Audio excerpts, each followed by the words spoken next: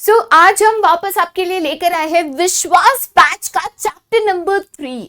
Chapter number 3 लेकर आए, इसका मतलब चैप्टर नंबर 1 और 2 ऑलरेडी हो चुका है। अगर आपने ये चैप्टर्स नहीं देखे तो उसको आप जरूर देखिएगा, ये हमारे चैनल पे ऑलरेडी अवेलेबल है। साथ ही साथ इसके जो नोट्स एंड प्रैक्टिस शीट है ये भी हमारे ऐप पे अवेलेबल है। एंड आई रियली होप कि आपने ये प्रैक्टिस शीट्स जो है जरूर प्रैक्टिस करी होगी। ठीक है, तो आज जो है हम शुरुआत कर रहे हैं with chapter number 3। Chapter number 3 क्या है? तो आपका बिजनेस एनवायरनमेंट। अब मैं यहाँ पे बिजनेस एनवायरनमेंट की बात करूं तो चैप्टर नंबर 2 जो था ना, एकदम ऐसे भारी भरकम ऐसा हथौड़ा मारने वाला था, क्योंकि इसमें बहुत सारी टेक्निक्स और कंसेप्ट्स इतने सारे थे ना कि हम चक्रम हो जाए, राइट। बट उसके बाद जो चैप्टर नंबर 3 है उसमें हमारे बच्चों पे थोड़ी दया खाई गई है कि इसको थोड़ा सा आसान बनाया गया है। बहुत ही सिंपल कंसेप्ट्स एंड क्वेश्चंस है। हाँ, थोड़ी सी टेक्निकलिटी इसमें भी आ जाती है, बट सेकेंड चैप्टर अगर पढ़ लिया ना तो उसके सामने ये तो एकदम बचकान लगेगा आपको। ठीक है, तो शुरुआत करते हैं हम चैप्टर नंबर 3 की, जो कि है आपका बिजनेस एनवायरनमेंट, राइट। अब मैं यहाँ पे बिजनेस एनवायरनमेंट की बात करूं तो सबसे पहले ये जानना जरूरी होता है कि एनवायरनमेंट क्या है, क्योंकि मुझे बिजनेस तो पता है बट बिजनेस एनवायरनमेंट, ठीक है, तो बिजनेस पता है, व्हाट इज एनवायरनमेंट। तो देखिए, हमारी जो भी सराउंडिंग्स होती है, हमारी जो भी सराउंडिंग्स होती है, सराउंडिंग्स का मतलब क्या होता है? हमारे आजू बाजू की चीजें, राइट। जैसे हम जहां पे भी रहते हैं हमारे आजू बाजू एक क्लाइमेट होता है, land, soil, water, trees, manmade चीजें होती है, जैसे बिल्डिंग्स, इंफ्रास्ट्रक्चर, बहुत सारी चीजें होती है। तो हमारी जो भी सराउंडिंग्स होती है वो हमें कहीं ना कहीं कोई ना कोई तरीके से अफेक्ट जरूर करती है। जैसे हम यहाँ पे एक एग्जाम्पल लेते हैं, let us take an example of climate. ठीक है, मौसम, राइट। तो क्लाइमेट के एग्जाम्पल लेते हैं। तो अगर क्लाइमेट की बात करें तो देखिए, मान के चलिए कि यहाँ पे बहुत ज्यादा बारिश हो रही है, यहाँ पे बहुत ज्यादा जो है बारिश हो रही है। तो बारिश हो रही है, अचानक से गर्मी हो रही है, अचानक से ठंडी हो रही है, तो वो हमें अफेक्ट करती है, राइट। गर्मी है, बहुत ज्यादा गर्मी है तो डिहाइड्रेशन होना, ज्यादा थकान लगना, धूप में जाने से सर दुखना। बारिश अचानक से आ गई, ठंडा गर्म मौसम हो रहा है तो बीमार पड़ना। कहने का मतलब ये है कि हमारी जो भी सराउंडिंग होती है और ये जो सराउंडिंग में चीजें चलते रहती है, कहीं ना कहीं ये जो हमारी सराउंडिंग होती है ये हमें अफेक्ट जरूर करती है, राइट। वैसे ही बेटा, जो बिजनेस की सराउंडिंग होती है, ठीक है, जो बिजनेस की सराउंडिंग यहाँ पे होती है वो बिजनेस को अफेक्ट करती है, राइट। तो जो हमारी सराउंडिंग, हमारा एनवायरनमेंट, जो बिजनेस की सराउंडिंग, जो बिजनेस को अफेक्ट करे वो बिजनेस का एनवायरनमेंट। तो all in all business environment क्या है? हर वो चीज जो बिजनेस के सराउंडिंग में है, हर वो चीज जो बिजनेस के सराउंडिंग में है और बिजनेस को अफेक्ट करती है, चाहे पॉजिटिव चाहे नेगेटिव, बट अफेक्ट जरूर करती है। इसको थोड़ा सा अगर हम डिटेल में करना चाहे तो ये रहा बिजनेस एनवायरनमेंट आपके सामने। जैसे मैंने कहा कि बिजनेस एनवायरनमेंट में हर वो चीज होती है, जैसे अगर फोर्सेस है, फैक्टर्स है, इंडिविजुअल्स है, इंस्टीट्यूट्स है, हर वो चीज होती है जो यहां पे थोड़ा गौर करिएगा, जो outside the control of business है। अब देखिए, आउटसाइड द कंट्रोल मतलब क्या, मैं आपको समझाती हूं बेटा। जब मैं बिजनेस एनवायरनमेंट की बात करती हूं, जब मैं बिजनेस एनवायरनमेंट की बात करती हूं तो ये एनवायरनमेंट मेनली दो तरीके से क्लासिफाई किया जाता है। ये एनवायरनमेंट मेनली दो तरीके से क्लासिफाई किया जाता है। एक को कहते हैं इंटरनल एनवायरनमेंट, एक को क्या कहते हैं? इंटरनल एनवायरनमेंट, और दूसरा जो है एक्सटर्नल एनवायरनमेंट। ठीक है, क्या होता है इंटरनल, क्या होता है एक्सटर्नल? तो इंटरनल जो होता है ये environment within the organisation होने के कारण विद इन द कंट्रोल भी होता है। नहीं समझ में आया? कोई दिक्कत नहीं, हम यहाँ पे एक एग्जाम्पल लेते हैं। मान के चलो हमारे ऑर्गेनाइजेशन में एक एम्प्लॉय है बड़ा आलसी, है ना, लेट आता है, आके काम तुरंत शुरू भी नहीं करता है, आराम आराम से काम करता है, उसमें लंच ब्रेक जाएगा तो भाई आधे घंटे के बदले 3 घंटे के बाद वापस आता है, ठीक है। लंच ब्रेक से आते ही 1 घंटा काम किया, वापस आ गया, टी ब्रेक के लिए 1 घंटा चला गया। अब यहाँ पे ये जो एम्प्लॉय है एफिशिएंट नहीं है, आप उनको सैलरी दे रहे हो, मतलब कंपनी उनके ऊपर कॉस्ट इनकर कर रही है, पैसा दे रही है, खर्चा कर रही है, बट क्या उससे काम मिल रहा है, क्या उससे आउटपुट मिल रहा है? नहीं।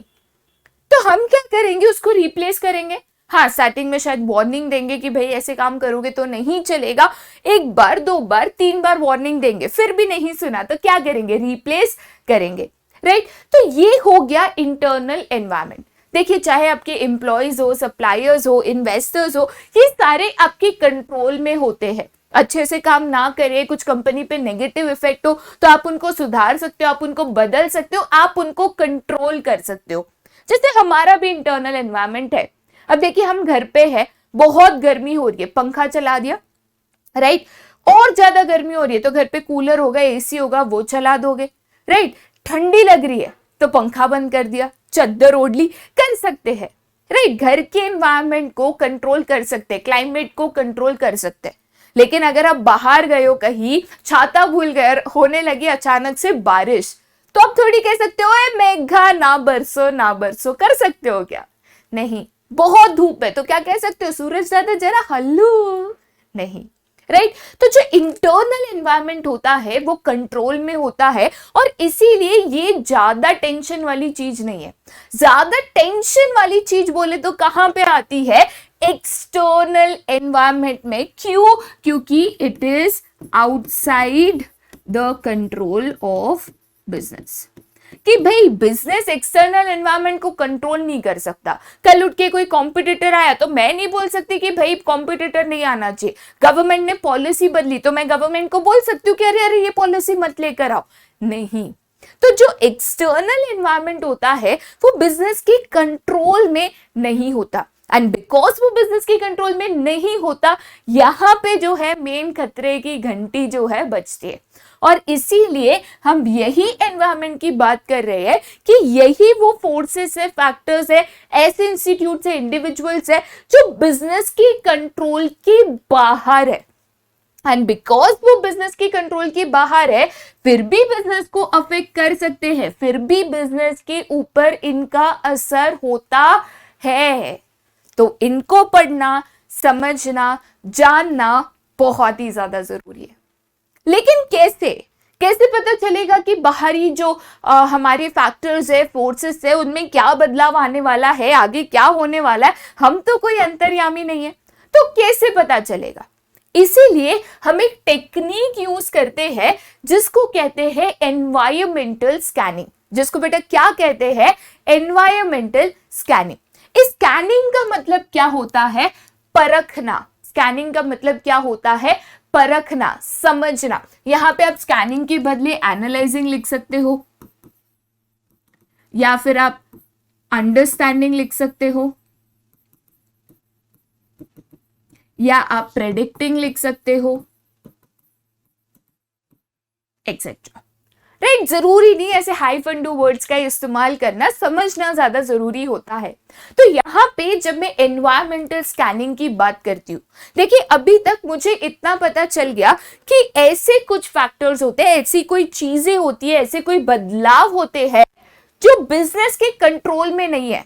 हम उसको रोक नहीं सकते, हम उसको पकड़ नहीं सकते, लेकिन फिर भी वो हम पे अफेक्ट जरूर करता है, तो इनको समझना जरूरी है कि भाई अगर हमको अफेक्ट करने वाला है तो तैयारी तो रखोगे। हाँ, बाहर अगर पता है कि बाढ़ आ सकती है, आज बहुत ज्यादा बारिश होने वाली है, तो एटलीस्ट छाता लेके तो जाओगे, सेफ तो रहोगे, राइट। तो यहाँ पे इनको समझना जरूरी है। तो ऐसी टेक्निक्स जहां पे हम ये जो फोर्सेस है, फैक्टर्स है, इनको समझने की कोशिश करते हैं। एनवायरमेंटल स्कैनिंग क्या है? एनवायरमेंटल स्कैनिंग एक ऐसा प्रोसेस है जिसके द्वारा हम एक्सटर्नल फोर्सेस एंड फैक्टर्स को स्टडी करते हैं। जो हमारे बिजनेस पे अफेक्ट कर सकती है, कि भाई ऐसे फोर्सेस है जिससे हमारे बिजनेस पे असर हो सकता है, चाहे पॉजिटिव हो चाहे नेगेटिव हो। तो इस टेक्निक को क्या कहते हैं बेटा? एनवायरमेंटल स्कैनिंग कहते हैं। इस टेक्निक को क्या कहते हैं? एनवायरमेंटल स्कैनिंग कहते हैं। ठीक है, चलिए अब मुझे बिजनेस एनवायरनमेंट पता चल गया। बिजनेस एनवायरनमेंट को समझना क्यों जरूरी है ये पता चल गया। समझने के लिए क्या कर सकते हैं? Environmental scanning, right. अब जाते हैं ब्रीफ क्वेश्चंस पे, और पहला ब्रीफ क्वेश्चन एज ऑलवेज आपका है फीचर्स ऑफ बिजनेस एनवायरनमेंट। पहले भी बता चुकी हूं, वापस बता रही हूं, चाहे आप इसको फीचर्स कहो, चाहे आप इसको कैरेक्टरिस्टिक्स कहो, चाहे आप इसको नेचर कहो, ये वन एंड द सेम हो जाएगा। तो मुझे अगर पूछा कि कैरेक्टरिस्टिक्स ऑफ बिजनेस एनवायरनमेंट बताओ, आंसर सेम है। बस क्वेश्चन को थोड़ा घुमा दिया, लेकिन हम यहाँ पे घूमेंगे नहीं, राइट। तो यहाँ पे मैं अगर फीचर्स ऑफ बिजनेस एनवायरनमेंट की बात करूं, ठीक है, सबसे पहला फीचर क्या कहता है कि बिजनेस एनवायरनमेंट में सारे एक्सटर्नल फोर्सेस आते हैं। चाहे मैं यहां पे गवर्नमेंट की बात करूं, चाहे मैं यहां पे पॉलिटिकल पार्टीज की बात करूं, चाहे मैं यहां पे इकोनॉमी की बात करूं, चाहे मैं यहां पे टेक्नोलॉजी की बात करूं, चाहे मैं यहां पे कंट्री के कायदे कानून की बात करूं, चाहे मैं सोसाइटी की बात करूं, देखिए आप कोई भी ऐसा फैक्टर जो बिजनेस को अफेक्ट करता है और बिजनेस के कंट्रोल में नहीं है, ये सारे फैक्टर्स बिजनेस एनवायरनमेंट में आते हैं। बहुत सारे ऐसे फैक्टर्स है, बहुत सारे। लोगों की पसंद बदलना इसमें से है, गवर्नमेंट ने कोई नई पॉलिसी लेकर आई इसमें से है, कोई कायदा बदल गया इसमें से है, कंट्री की इकोनॉमी में रिसेशन आ गया, इन्फ्लेशन आ गया, इसमें से है।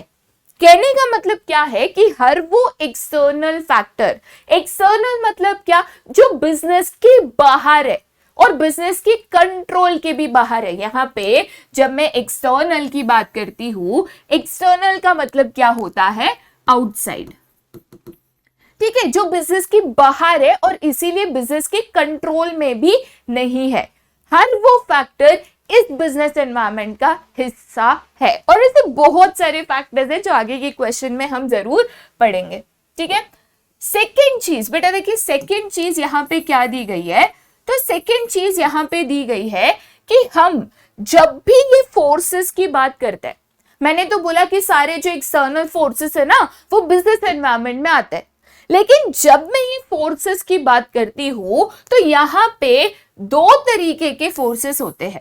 एक को कहते हैं स्पेसिफिक, दूसरे को कहते हैं जनरल।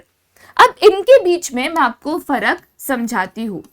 ठीक है बेटा, जब भी मैं स्पेसिफिक फोर्स की बात करती हूं, जब भी मैं स्पेसिफिक फोर्स की बात करती हूं, इसका मतलब होता है कि वो उसी बिजनेस को अफेक्ट करेगा।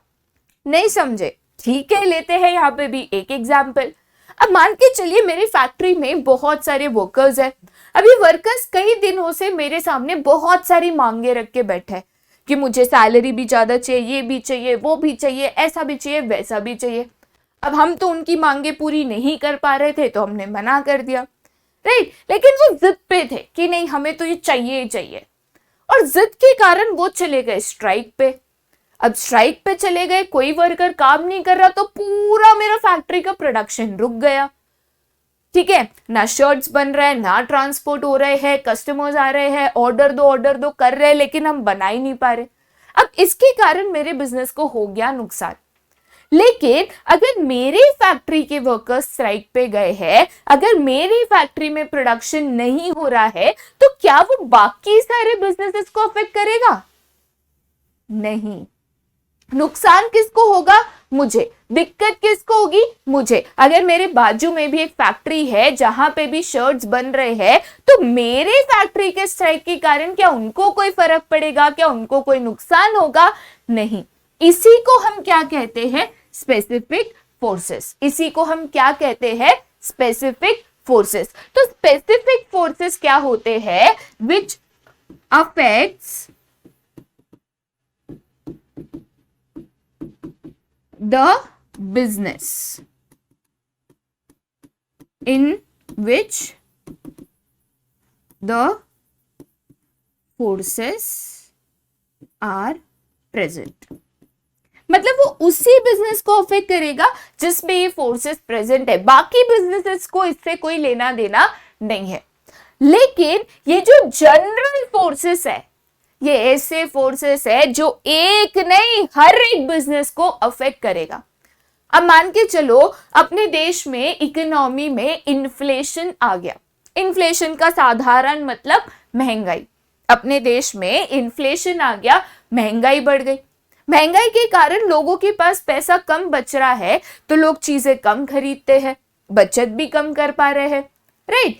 तो ये इन्फ्लेशन के कारण जो महंगाई बढ़ी, जो कॉस्ट ऑफ प्रोडक्शन अगर बढ़ेगा, लोगों की प्रोडक्ट्स की डिमांड अगर कम हो जाएगी, ये जो भी असर होगा एवरी बिजनेस पे होगा। हर बिजनेस जो इंडिया में है सभी को इस इन्फ्लेशन का फर्क पड़ेगा। हाँ, ये हो सकता है किसी को कम किसी को ज्यादा, लेकिन ये जो बदलाव आया है इसके कारण असर हर बिजनेस पे होगा, राइट। तो स्पेसिफिक फोर्सेस क्या होता है जो उसी बिजनेस को अफेक्ट करे। लेकिन जनरल फोर्सेस क्या होते हैं जो हर बिजनेस जो वहां पे है सबके ऊपर इसका इफेक्ट होगा। हाँ, मैं ये नहीं कहती हूँ कि सबके ऊपर एक समान इफेक्ट होगा, किसी पे कम किसी पे ज्यादा, किसी पे अच्छा बुरा हो सकता है, बट इफेक्ट जरूर होगा।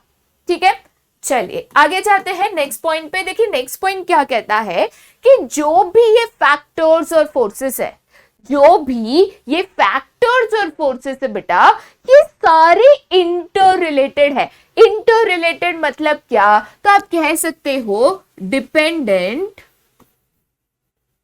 ऑन ईच अदर, एक दूसरे पे निर्भर है। ठीक है, जैसे हम यहां पे एग्जांपल लेते हैं, आजकल के जो जनरेशन है, जो बच्चे हैं, उनको फैशन का बहुत शौक है। मतलब एकदम ऐसे ट्रेंड के हिसाब से चलना है, जैसे ट्रेंड बदली फैशन बदला वो भी बदलता है ना, जो कि बहुत अच्छी चीज है कि चीजों को हम जल्दी अपना लेते हैं। लेकिन इनकी जो पसंद है ना बार बार लगातार बदलते रहते हैं, क्योंकि फैशन और ट्रेंड बार बार लगातार बदलते रहता है, राइट। तो इनकी जो टेस्ट है, प्रेफरेंस है, बार बार बदलते रहता है। तो उसके हिसाब से हमें चलना पड़ता है। हमें मतलब क्या, बिजनेस को। जैसे फैशन बदला तो हमें भी नए फैशन के कपड़े लाने, नए फैशन के जूते लाने, नए फैशन की ज्वेलरी लानी, नए फैशन की घड़ी लानी है, राइट। तो नए फैशन का सब लाना है, नए फैशन की घड़ी लानी है, तो टेक्नोलॉजी भी बदली, बराबर है ना, टेक्नोलॉजी भी बदली, राइट। तो यहां पे फैशन बदला तो टेक्नोलॉजी बदली, टेक्नोलॉजी बदला तो नई टेक्नोलॉजी अपनानी पड़ेगी, देश की इकोनॉमिक कंडीशन बढ़ेगी। इन शॉर्ट सारे फैक्टर्स एक दूसरे पे निर्भर होते हैं, दे आर इंटर रिलेटेड। सारे फैक्टर्स एक दूसरे पे यहां पे निर्भर होते हैं। ठीक है, चलिए आगे जाते हैं नेक्स्ट पॉइंट पे, जो कि क्या कहता है, अनसर्टेनिटी। क्या कहता है, अनसर्टेनिटी। अनसर्टेनिटी का मतलब क्या होता है कि they can not be predicted. क्या प्रेडिक्ट नहीं कर सकते, तो चेंजेस इन बिजनेस एनवायरमेंट। अब देखिए बिजनेस एनवायरमेंट जो है बार बार लगातार बदलता है। जैसे मौसम है, ठीक है, हम थोड़ी प्रेडिक्ट कर सकते हैं कि कितने बजे बारिश होगी, कितनी होगी और कितने मिनट तक होगी, नहीं कर सकते। वैसे ही जो बिजनेस एनवायरनमेंट होता है उसमें कब बदलाव आएगा, कैसे आएगा, कोई कहकर नहीं आता। बदलाव कभी भी आ सकता है और इसीलिए हमें उसके लिए हमेशा तैयार रहना होता है। ये चेंजेस को हम प्रेडिक्ट नहीं कर सकते, पहले से बोल के नहीं आता, एक्यूरेटली नहीं पता होता कि कल ये होगा, परसों सुबह 11 बजे ये होगा। हमें बस अंदाजा मिल सकता है एनवायरमेंटल स्कैनिंग से। अंदाजा कभी सही कभी गलत, कभी थोड़ा सही हो सकता है, बट इस अंदाजे के ऊपर हमें तैयारी रखनी होती है। हमें पता होता है कि बिजनेस एनवायरनमेंट अनसर्टेन है, उसको हम प्रेडिक्ट नहीं कर सकते, ये कभी भी कहीं भी कैसे भी बदल सकता है। गवर्नमेंट की कभी भी कोई भी पॉलिसी बदल सकती है, कोई नया कायदा आ सकता है, गवर्नमेंट कोई नया प्लान लेकर आ सकता है, कंट्री की इकोनॉमिक कंडीशंस बदल सकती है, राइट। और इसीलिए इसके लिए तैयार रहना बहुत जरूरी है, ठीक है। चलिए आगे जाते हैं फिफ्थ पॉइंट पे जो इसी से कनेक्टेड है, राइट। जैसे मैंने कहा कि बिजनेस एनवायरनमेंट अनसर्टेन है, इसको प्रेडिक्ट नहीं कर सकते, इसमें बदलाव आते रहते हैं और कब आएगा नहीं पता होता, और इसीलिए हम बिजनेस एनवायरनमेंट को डायनामिक भी कहते हैं। बेटा डायनामिक का मतलब क्या होता है? Constantly changing. डायनामिक का मतलब क्या होता है? Constantly changing, right. बार बार बदलते रहना, इसको कहते हैं डायनामिक। ये बिजनेस एनवायरनमेंट भी कभी भी स्टैटिक नहीं होता। स्टैटिक का मतलब क्या होता है कि एक ही जैसा पड़ा है, ठीक है, बार बार नहीं बदलता, एक बार जो है वही जमाने तक चलते रहेगा, इसको कहते हैं स्टैटिक। लेकिन हमारा जो बिजनेस एनवायरनमेंट होता है वो कभी स्टैटिक नहीं होता है, ये हमेशा बार बार लगातार बदलते ही रहता है। It is always always dynamic in nature. Dynamic का मतलब क्या होता है? बार बार लगातार बदलते रहना। और इसीलिए इस बिजनेस एनवायरनमेंट को कॉन्स्टेंटली समझना, कॉन्स्टेंट स्टडी करना, ठीक है, बहुत ज्यादा बेटा जरूरी है। क्योंकि एक बार आपने पढ़ा, प्लान्स पॉलिसीज उस हिसाब से बनाई, ठीक है, बट वो वापस बदल सकता है। और बिजनेस एनवायरनमेंट बदला तो हो सकता है कि आपको आपके बिजनेस में बदलाव लाना पड़े, आपके प्लान्स पॉलिसीज प्रोडक्ट को बदलना पड़े। और इसीलिए बिजनेस एनवायरनमेंट को कॉन्स्टेंटली स्टडी करना, उसके बदलाव के साथ रहना, उसको समझना बहुत ज्यादा जरूरी है, ठीक है। चलिए आगे जाते हैं नेक्स्ट पॉइंट पे, जो कि कहता है बिजनेस एनवायरनमेंट हमेशा कॉम्प्लेक्स होता है। देखिए बिजनेस एनवायरनमेंट में बहुत सारे फैक्टर्स है, ठीक है। कुछ फैक्टर्स है जो कंट्री की इकोनॉमी से रिलेटेड है, कुछ फैक्टर्स है जो सोसाइटी से रिलेटेड है, कुछ फैक्टर्स है जो हमारे पॉलिटिकल पार्टी से रिलेटेड है, राइट। कुछ फैक्टर्स है जो हमारे टेक्नोलॉजी से रिलेटेड है, राइट। बहुत बहुत सारे फैक्टर्स होते हैं, एक दो चार नहीं, 200 400 600 फैक्टर्स होते हैं। तो इतने सारे फैक्टर्स, उनमें जो आने वाले बदलाव है, इनको समझना, इनको प्रेडिक्ट करना बहुत डिफिकल्ट है। और मान के चलो आपने यहाँ पे टेक्निक आजमाई, जो मैंने अभी आपको सिखाई थी, आपने यहाँ पे एनवायरमेंटल स्कैनिंग किया, राइट। एनवायरमेंटल स्कैनिंग करते वक्त आपको जो changes in the business environment हो भी रहे हैं, वो चेंजेस पता भी चल गए। बट इस चेंजेस के कारण जो इफेक्ट ऑन बिजनेस होगा, ये एक्यूरेटली कैसे पता चलेगा? कैसे पता चलेगा?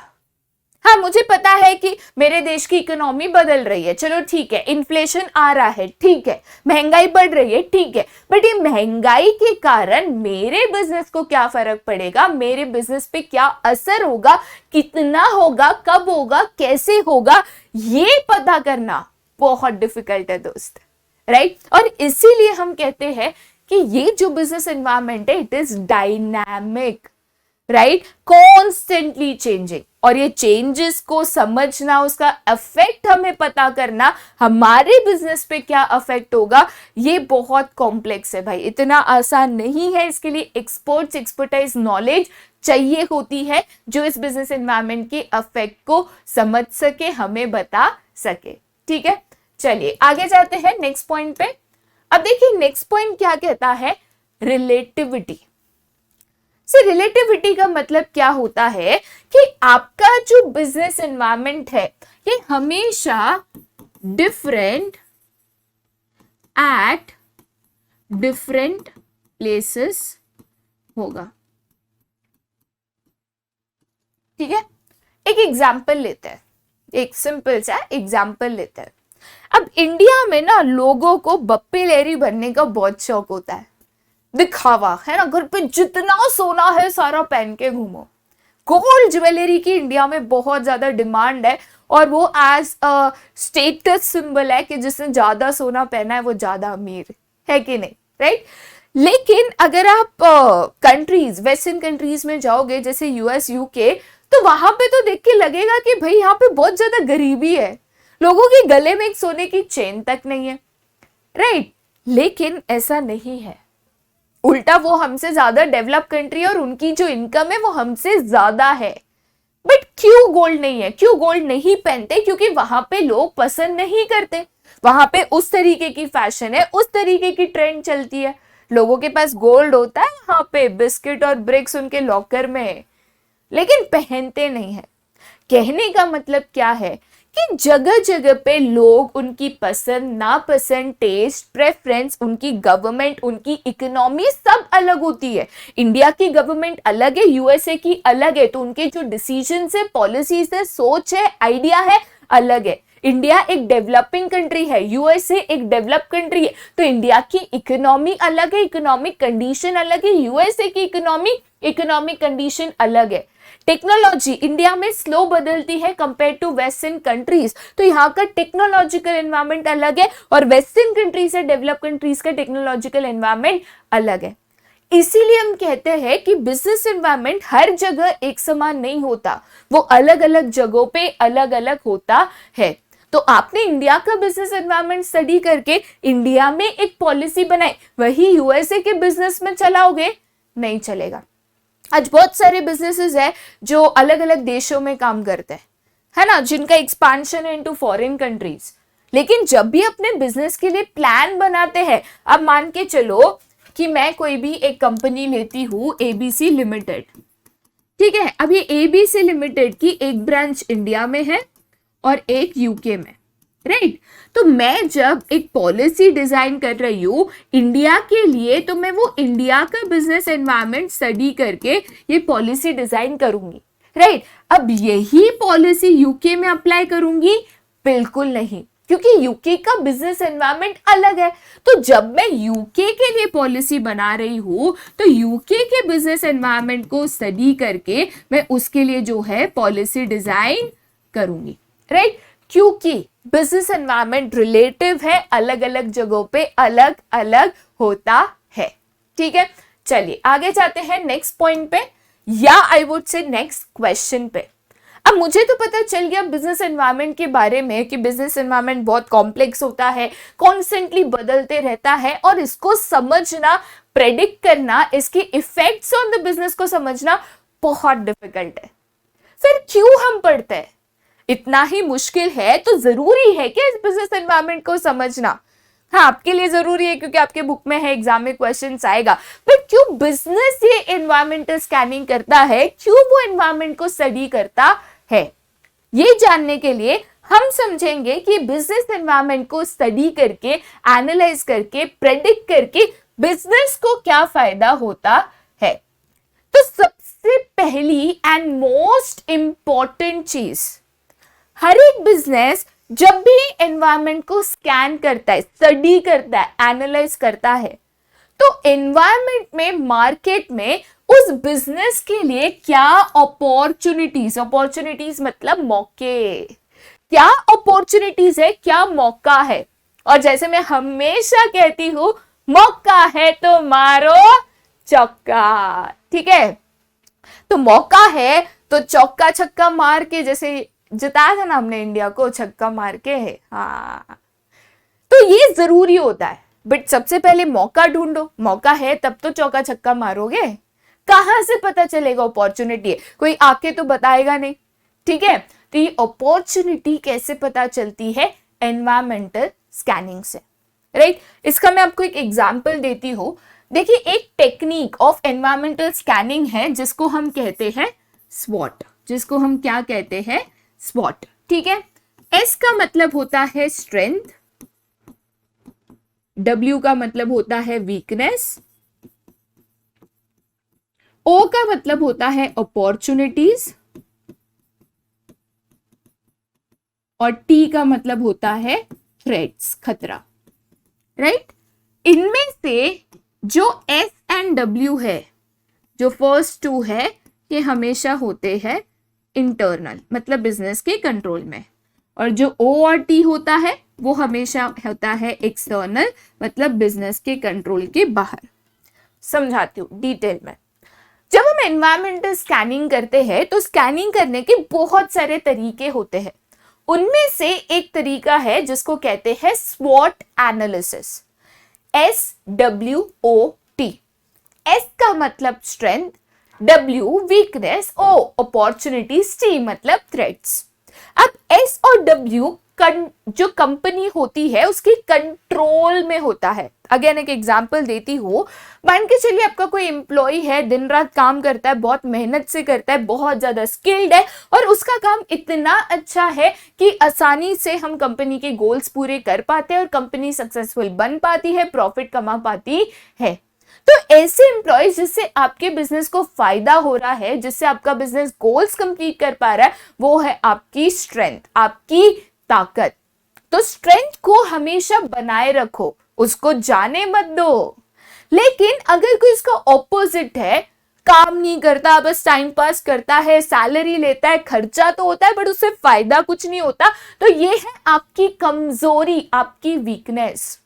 तो या तो ये वीकनेस को स्ट्रेंथ में बदलो, उसको वार्निंग दो, ट्रेनिंग दो, जो भी जरूरत है, या तो इससे बचो।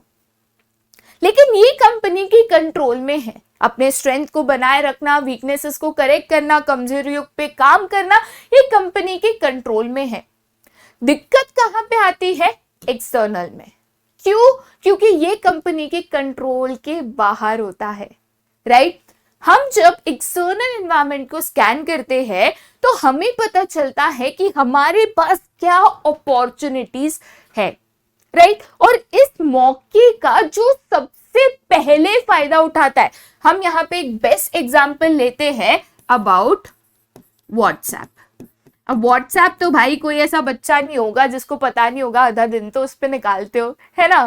तो अगर व्हाट्सएप की बात करें, व्हाट्सएप आने के बाद ये ऐप, वो ऐप, ये फलाना, वो ढिंकाना सब आया, इतने सारे एप्लीकेशंस आए, लेकिन आज भी सबके मोबाइल में एक हरा सिग्नल ही दिखता है, वो है व्हाट्सएप। हो सकता है बाकी भी आपने ट्राई किए होंगे, बट व्हाट्सएप तो है ही।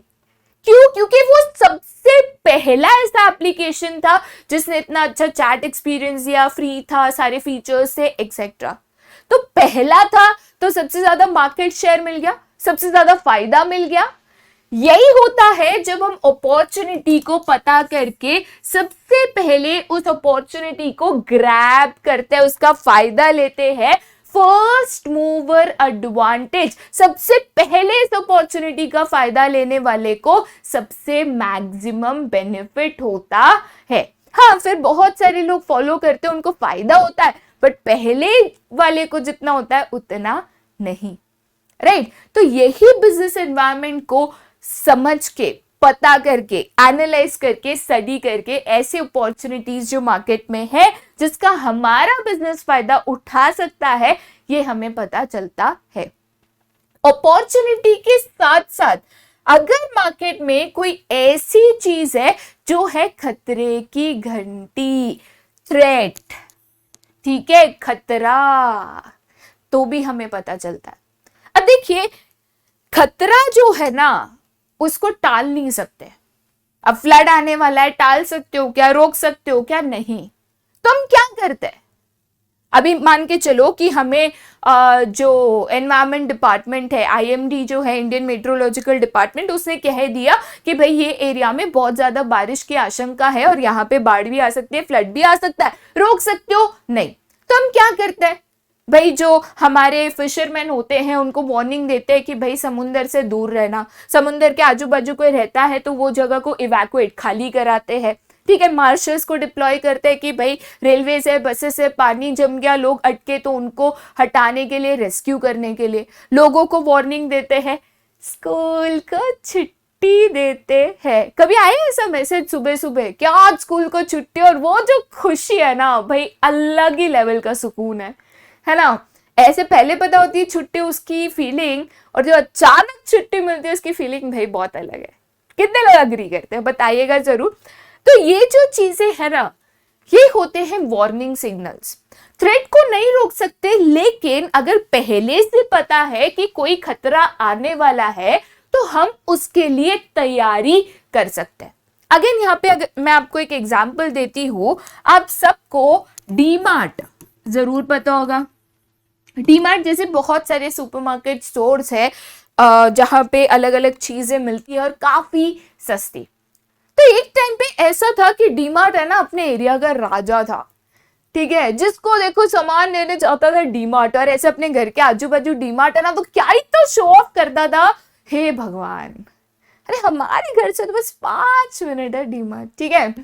लेकिन अब जब बहुत सारे ऐसे ऑनलाइन स्टोर्स आ गए, अभी सुनने में आया है कि रिलायंस से भी टाई अप किया है और ऐसे और स्टोर्स लॉन्च किए जा रहे हैं। जियो मार्ट आ गया, बिग बास्केट, ये वो इतने सारे स्टोर्स आ गए, तो ये राजा की राजाशाही हो गई थोड़ी कम। लेकिन ये कंपटीशन आने वाला था।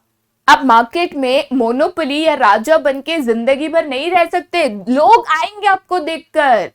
लेकिन पहले से अगर पता होगा तो हम क्या करेंगे, ऐसे प्लान्स एंड पॉलिसीज बनाएंगे जिससे या तो हमें नुकसान ना हो या तो कम से कम नुकसान हमें झेलना पड़े, या तो हम लॉस से बच जाए या तो नुकसान कम से कम हो। लेकिन ये कब पॉसिबल है, जब हमें पहले से वार्निंग सिग्नल मिला है कि ये हो सकता है, तब हम तैयारी करेंगे, तब हम ऐसे प्लान्स, पॉलिसी, स्ट्रेटेजीज बनाएंगे कि हमें लॉस ना हो या तो मिनिमम हो। और ये कैसे पता चलता है, कौन देता है, तो बिजनेस एनवायरनमेंट एनालिसिस से पता चलता है।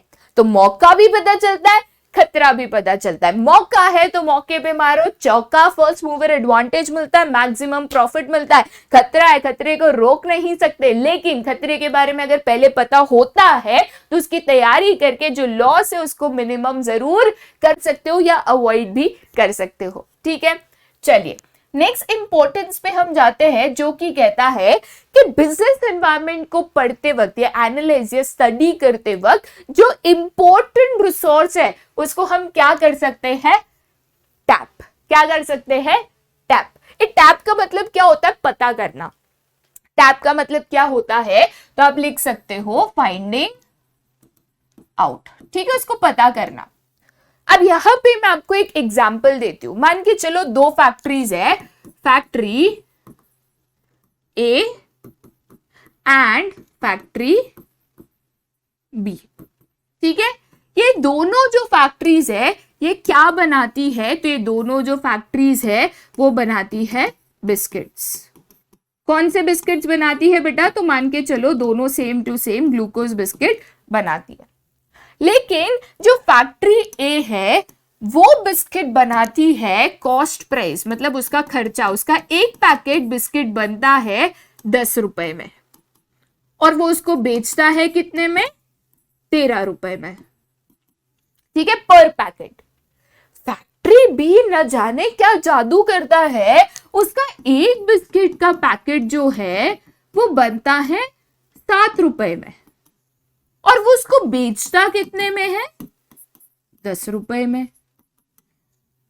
अब फैक्ट्री ये सोच में पड़ गया कि भाई ये सेम बिस्किट बनाते हैं, क्वालिटी भी बढ़िया देते हैं, प्रोडक्शन भी करीबन उतना ही करते हैं, फिर इतना सस्ता कैसे बनता है, राइट। सस्ता बनाता है, सस्ता बेचता है, तो फैक्ट्री ए को इससे बहुत नुकसान हो रहा है, क्योंकि फिर इनके बिस्किट्स कौन खरीदेगा, या सेम चीज सस्ती मिल रही है तो हम तो वही खरीदेंगे। तो फैक्ट्री ए बड़े टेंशन में, तो इसने पता करने की कोशिश की कि ऐसा क्या है कि फैक्ट्री बी जो है सस्ता बना पाता है, और इसीलिए उसने करा एनवायरमेंटल स्कैनिंग। तब उनको पता चला कि जो फैक्ट्री बी है उनके पास एक ऐसा वेंडर है, या आप कह सकते हो सप्लायर है, जो उनको बहुत ही सस्ता रॉ मटेरियल लाके देता है।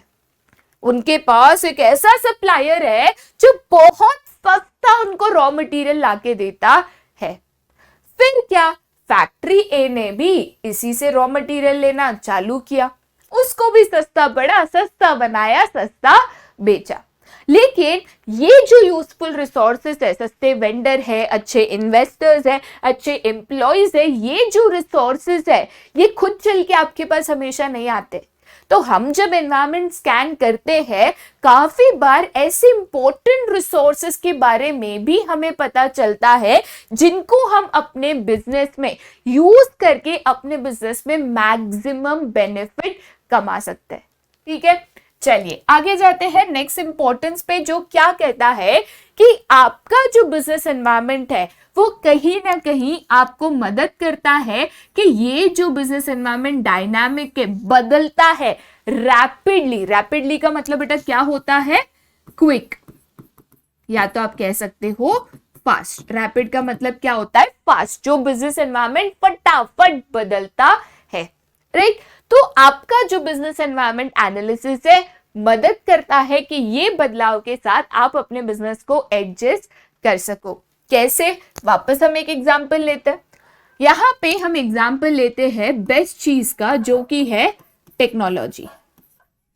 अब देखिए, टेक्नोलॉजी एक ऐसी चीज है ना जो लाइटिंग स्पीड पे भाई बदलती है।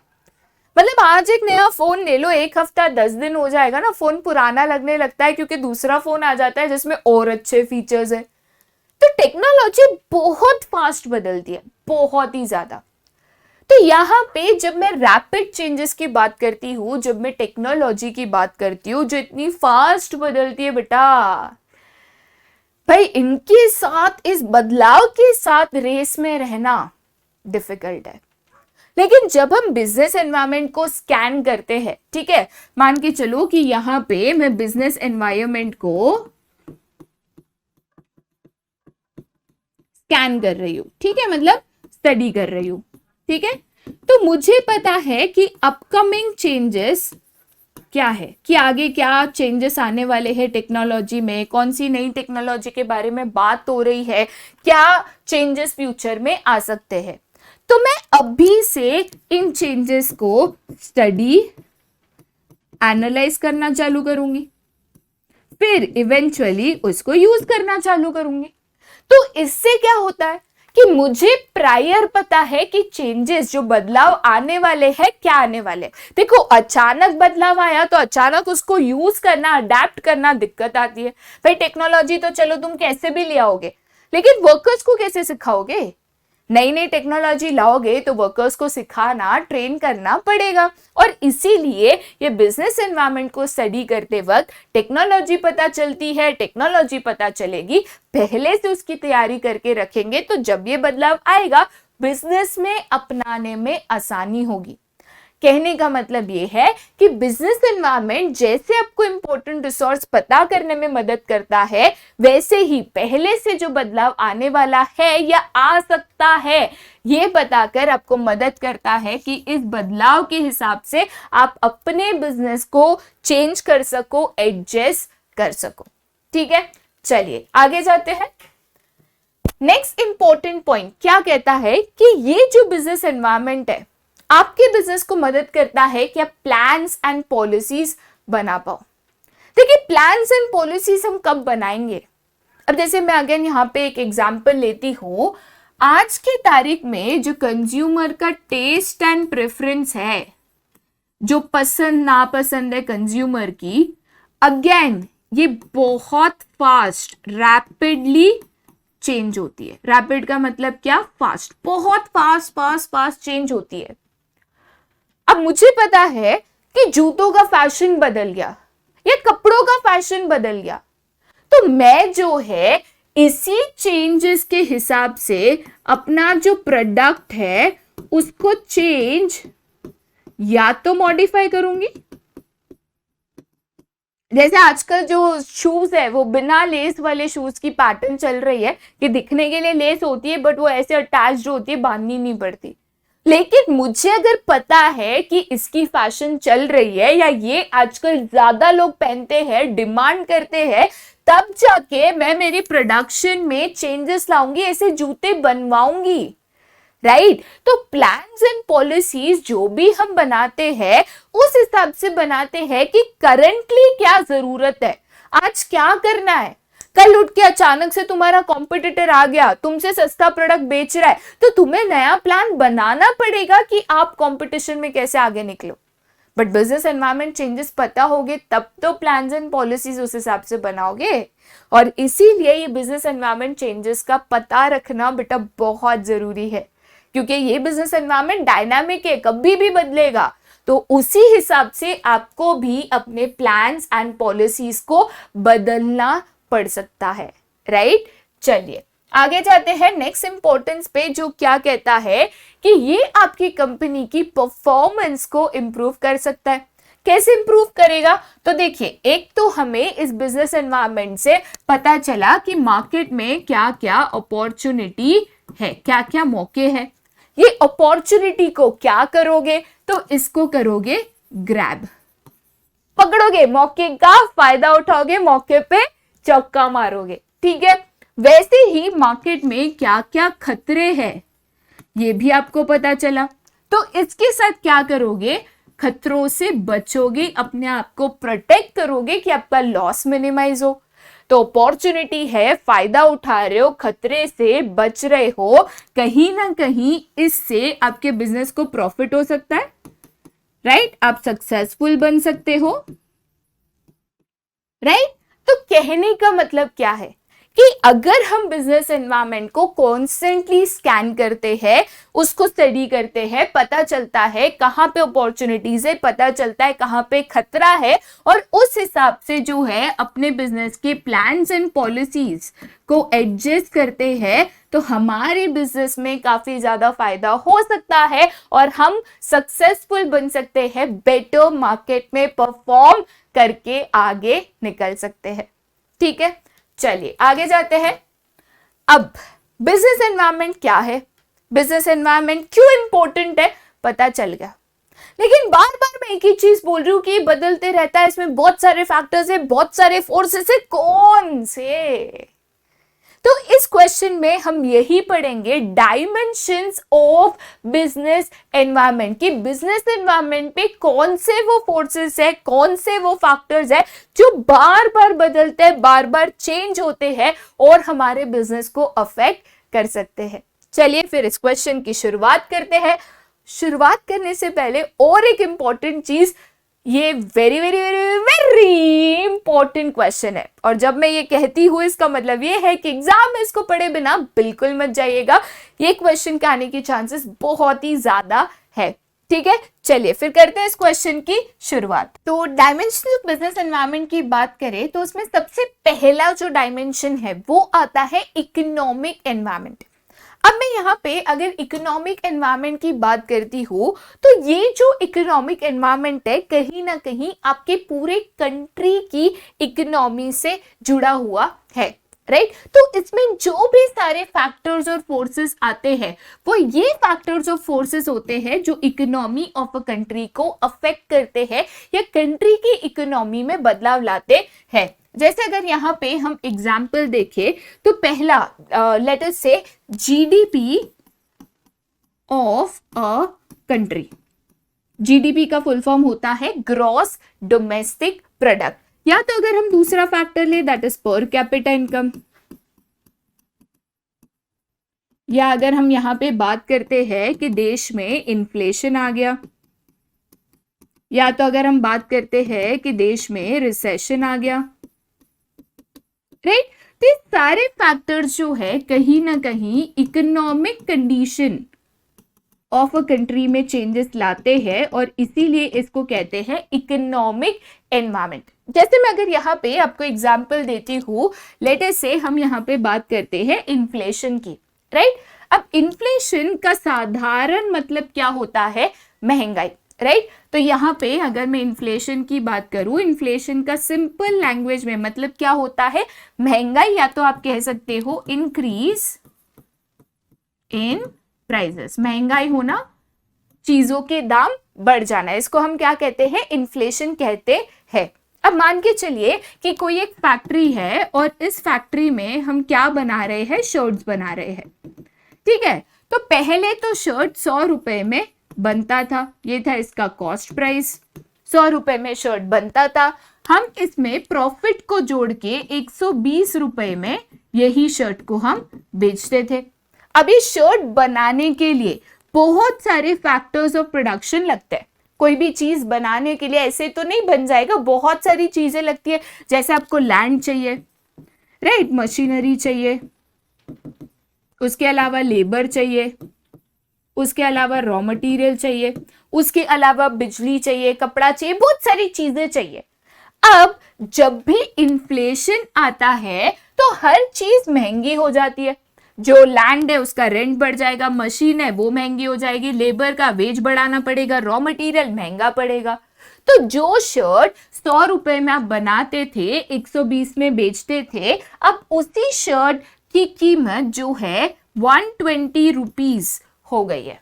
मतलब 120 रुपीज में तो ये बनता है। आप 120 में बना के नो प्रॉफिट पे तो बेच नहीं सकते, आपको भी तो कुछ कमाना है। तो 120 में बनता है, चलो आप यहाँ पे 130 में उसको बेच रहे हो, 10% से भी कम प्रॉफिट। पहले तो 20% लेते थे, अब तो 10% से भी कम प्रॉफिट। तो 130 में आप इसको जो है बेच रहे हो, फिर भी इसका जो प्राइस है वो बढ़ गया, महंगी हो गई चीज। महंगी हो गई तो जाहिर सी बात है लोग कम खरीदेंगे, आपके बिजनेस पे अफेक्ट होगा। तो कोई भी इकोनॉमिक फैक्टर है जो कंट्री की इकोनॉमी में बदलाव लाता है, वो आपके बिजनेस पे भी अफेक्ट करता है, और इसी को कहते हैं इकोनॉमिक एनवायरनमेंट। सारे वो फैक्टर और फोर्सेस जो कंट्री की इकोनॉमी में बदलाव ला सकता है, वो आता है अंडर इकोनॉमिकल एनवायरनमेंट या तो इकोनॉमिक एनवायरनमेंट। और ये एनवायरनमेंट को स्टडी करना, एनालाइज करना, समझना जरूरी है, क्योंकि ये सिर्फ कंट्री में बदलाव नहीं लाता, ये फैक्टर्स कहीं ना कहीं आपके बिजनेस पे भी अफेक्ट करता है। तो इनको समझना बहुत ज्यादा जरूरी है, राइट। उसके बाद जो सेकेंड एनवायरनमेंट जिसको समझना जरूरी है, उसको कहते हैं सोशल एनवायरनमेंट। सोशल एनवायरनमेंट की बात करूं तो इसमें सारे वो फैक्टर्स आते हैं जो सोसाइटी या लोगों में बदलाव लाए। जैसे लोगों की पसंद नापसंद, जैसे लोगों की पसंद एंड नापसंद जिसको हम कहते हैं टेस्ट एंड प्रेफरेंस, या तो लोगों की लिविंग स्टैंडर्ड या स्टैंडर्ड ऑफ लिविंग आप कह दो, या तो कस्टम्स एंड ट्रेडिशंस,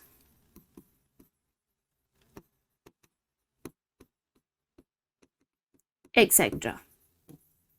ठीक है, अब एक सिंपल एग्जांपल लेते हैं यहां पे। आजकल लोगों की जो पसंद है ना, धीरे धीरे धीरे थोड़ी सी हेल्दी फूड पे शिफ्ट हो रही है। मतलब इंडिया में अब फाइनली कुछ लोगों को हेल्थ बेनिफिट समझ में आ रहा है कि हमें क्या खाना चाहिए, क्या एक्सरसाइज करनी चाहिए, क्या नहीं खाना चाहिए। तो मार्केट में देखोगे ना, तो चीजें जैसे sugar free, health bar, yoga bar, ऐसी चीजें बहुत ज्यादा अवेलेबल हो गई है। ठीक है, हमारे विराट कोहली जी भी कहते हैं कि ये फ्राइड नहीं है, ये बेक्ड है, तो ज्यादा हेल्दी है, राइट। बहुत सारे लोग, कोई कहते हैं ये जूस पियो फिट हो जाओ। क्यों ये फिटनेस प्रोडक्ट्स क्यों इतने सारे अचानक मार्केट में आ गए?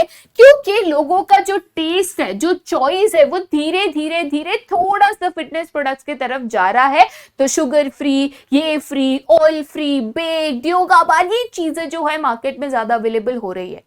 इसी को कहते हैं सोसाइटल चेंजेस। और जब सोसाइटी में जो लोग रहते हैं वही तो आपकी कस्टमर्स है। जब उनकी पसंद नापसंद बदलती है, जब उनकी स्टैंडर्ड ऑफ लिविंग बढ़ती है। अब देखिए, जैसे अगेन मैं एक एग्जांपल देती हूँ, पहले के जमाने में इंडिया में गरीबी बहुत थी, तो लोग जीते थे कि उतनी ही चीजें रखते थे कि भाई जिंदगी निकल पाए। लेकिन जैसे जैसे इंडिया की इकोनॉमी आगे गई, लोगों के में पैसे ज्यादा आए, लोगों की जो स्टैंडर्ड ऑफ लिविंग है आज इम्प्रूव होते जा रही है। आज लोग कहते हैं कि भाई जिंदगी आराम से जीनी है, लग्जरी में भी जी रहा है, राइट। तो चीजें जैसे एसी है, कूलर्स है, कार्स है, बाइक्स है, इन चीजों की डिमांड भी बढ़ रही है, तो उसको अवेलेबल बिजनेस करके दे रहा है।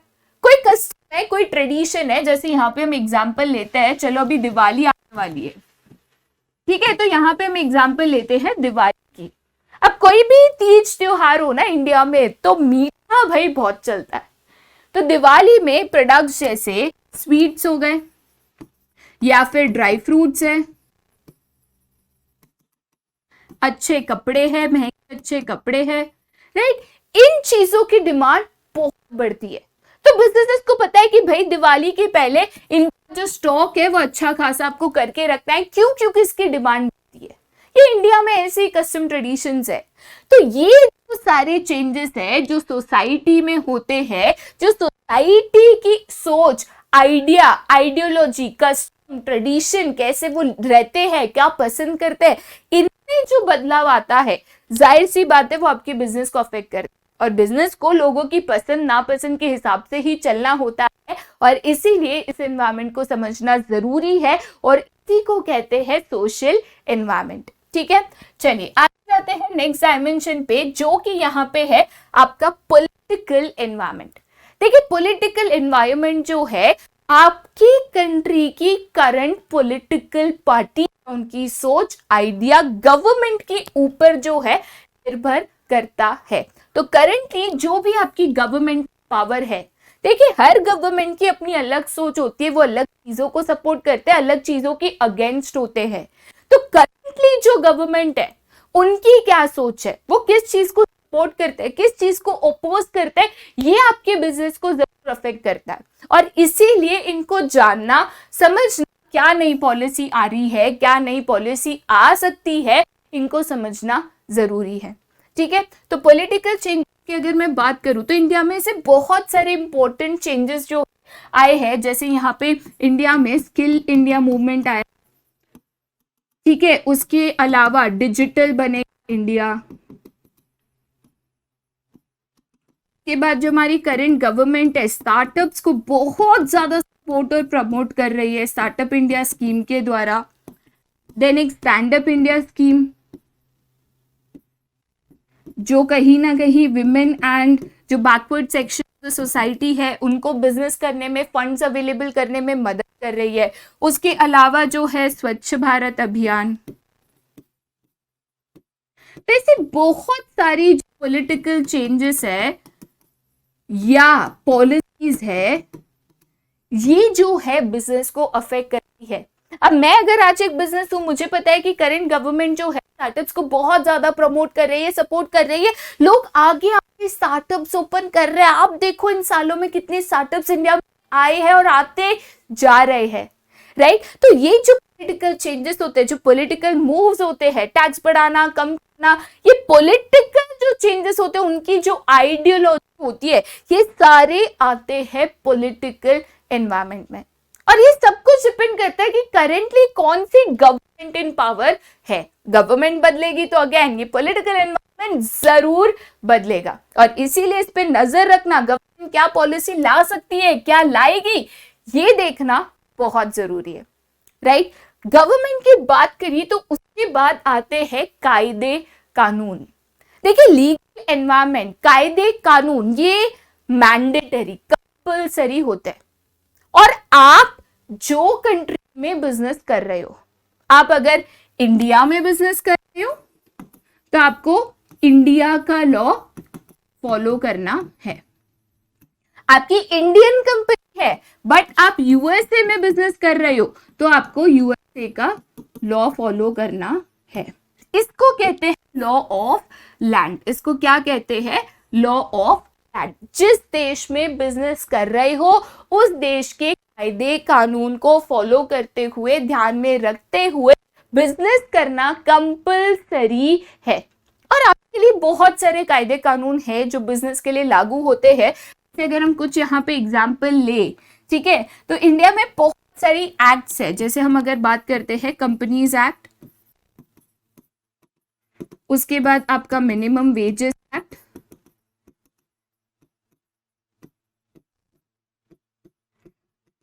उसके बाद फैक्ट्रीज एक्ट,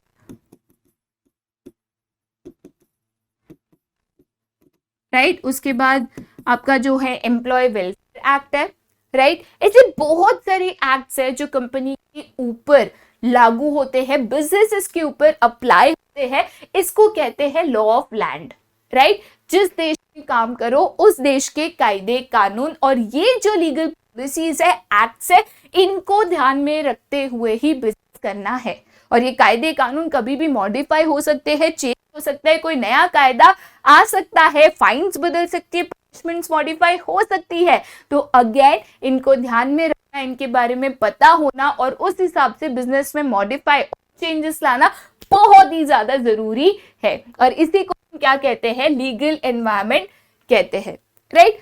उसके बाद आता है आपका टेक्नोलॉजिकल, सबसे फटाफट बदलने वाला एनवायरनमेंट। आज जो आपकी टेक्नोलॉजी है बेटा, ये बहुत ही रैपिडली, बहुत ही फास्ट चेंज होती है।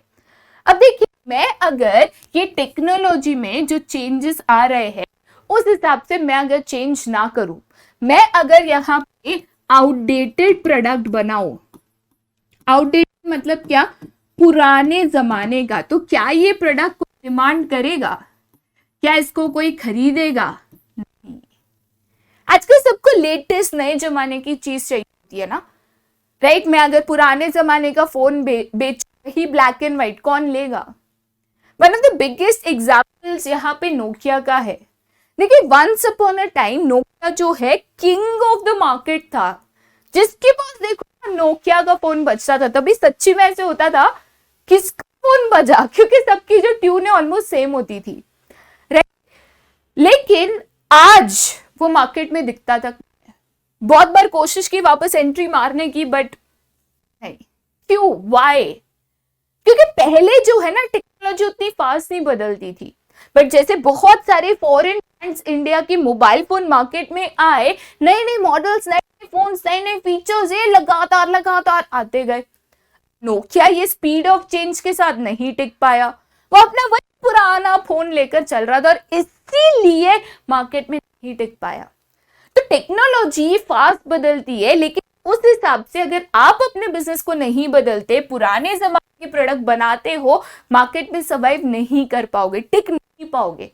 और इसीलिए टेक्नोलॉजी के हिसाब से अपने आप को बदलना बहुत ज्यादा जरूरी है।